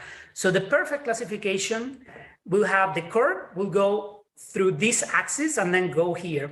And the area under the curve will be 1. And what we have for the entire sample, for the value, well, this is the test sample, which is a small sample that you set aside to check the classification, is look at the areas. It's 0.999, 0.998, 1. Obviously, this is not 1. It's just the round thing. And this is much improved since the new calibration, by the way. Thanks, Kelly. If we go to 20 to 21, we're still very good, but you start seeing that the curve is separating from here. And if we go between 21 and 22, you clearly see the effect in the comparison between quasars and stars versus quasars start to be a bit messy, but still it's okay. And well, because the code is treating everything as a regression, why should we stop there? We can use it for anything that could be treated as a regression. And here I'm showing you some preliminary results for stellar atmospheric parameters for the stars. We are getting pretty good. I think this can also be improved because these are from before the new calibration. But you see, we are getting 0.13 dex in metallicity, which I think is really impressive. Redshift. This is the redshift that we got for galaxies and for quasars, because these are not templates. We can apply this for to anything. And keep in mind that each dot here is a probability distribution function. So you have everything. You have the error. Here you have the actual value, the spectroscopic value. Here you have the average or the median value measured with this method. And here you have the entire probability distribution and the plus minus 2, plus minus 1 sigma, right? I also wanted to show you some example that is outside the plus 1 sigma, because you have them, but look, it's inside the distribution. And by the way, the erroring for the galaxies is around 4%. For quasar it's a bit worse, but as I said, I think this is going to improve. Also stellar masses for galaxies, why not? Like any property that you may be interested, we can try. I mean, not everything is going to work, but some of them are working pretty well. So yeah, the take-home ideas. Well, I don't know what time. Maybe I can stop here. But yeah, if you have any questions, any comments or anything, or are interested in the project, just let me know. I'm very happy to collaborate with all of you at the same time, or just one person. See you later.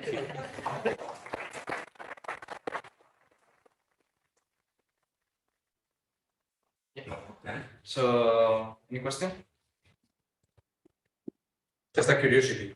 You insisted that it gives you a probability and not a yes/no answer, but then you showed us these tables where you classify things. How do you actually What I did is transfer to take the P50, so the quantile 50 or 0.5 of the distribution, so the median. Okay. But you could do it any way you want, of course.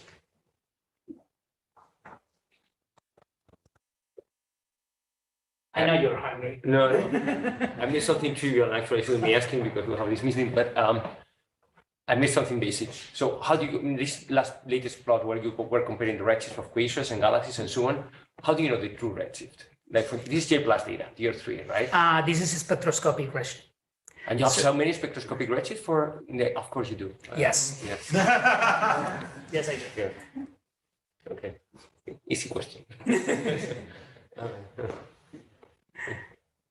My question is in the same line. I mean, you said you quote that you have 4% error for redshift for quasars. Is it based on sigma and net or other type of?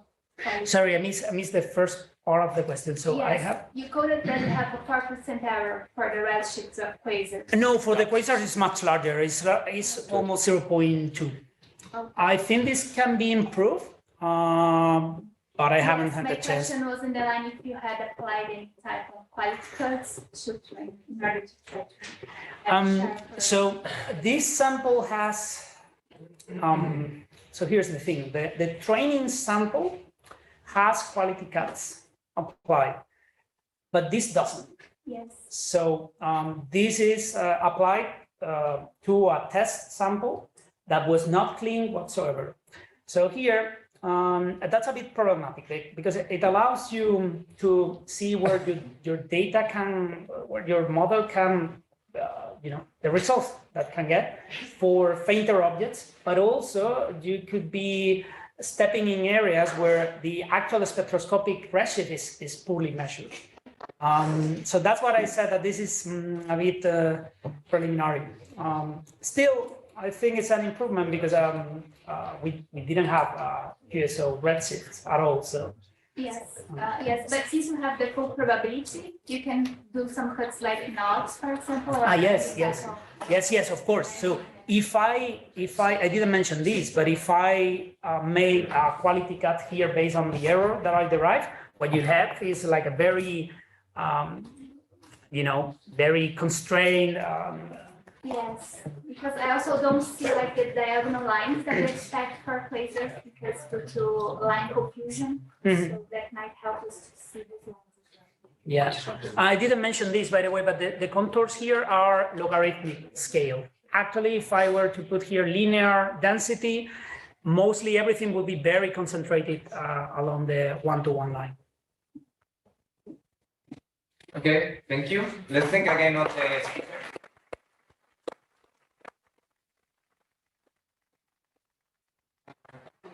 Everything for this first session. Can you show the schedule for because I lost with Yeah, It starts at 3:15, right? Yes. Yeah. So there are a couple of, just so that everyone is aware, so at the LSS decided to have the meeting now at lunchtime, the parallel meeting. So at, I think, grab a sandwich and run. Meet again around 2 p.m. So in 25 minutes. 25 minutes here. Yeah. So Or- here, no, maybe better, but up to you guys. Would this room be available, open? Available until, I think we start. 15. So, Okay, if you want to meet here, Yeah, I think it's easy. possible. Okay, then we may want to use this Zoom session. Okay, I can just, we'll discuss. All right, Good, so good. LSS, grab a sandwich and here at 2-ish. Yeah. And then class, so maybe it's good to announce it to everyone, no? So everyone knows so cluster and lancing and galaxy pollution, they're doing together, right? This afternoon at 6. Is it here or somewhere else? Here. And the early career researchers will also have a parallel meeting at 6, right? Yes. Where? Downstairs in the 3rd floor in the seminar. Okay, all right. All right. Nothing else, right?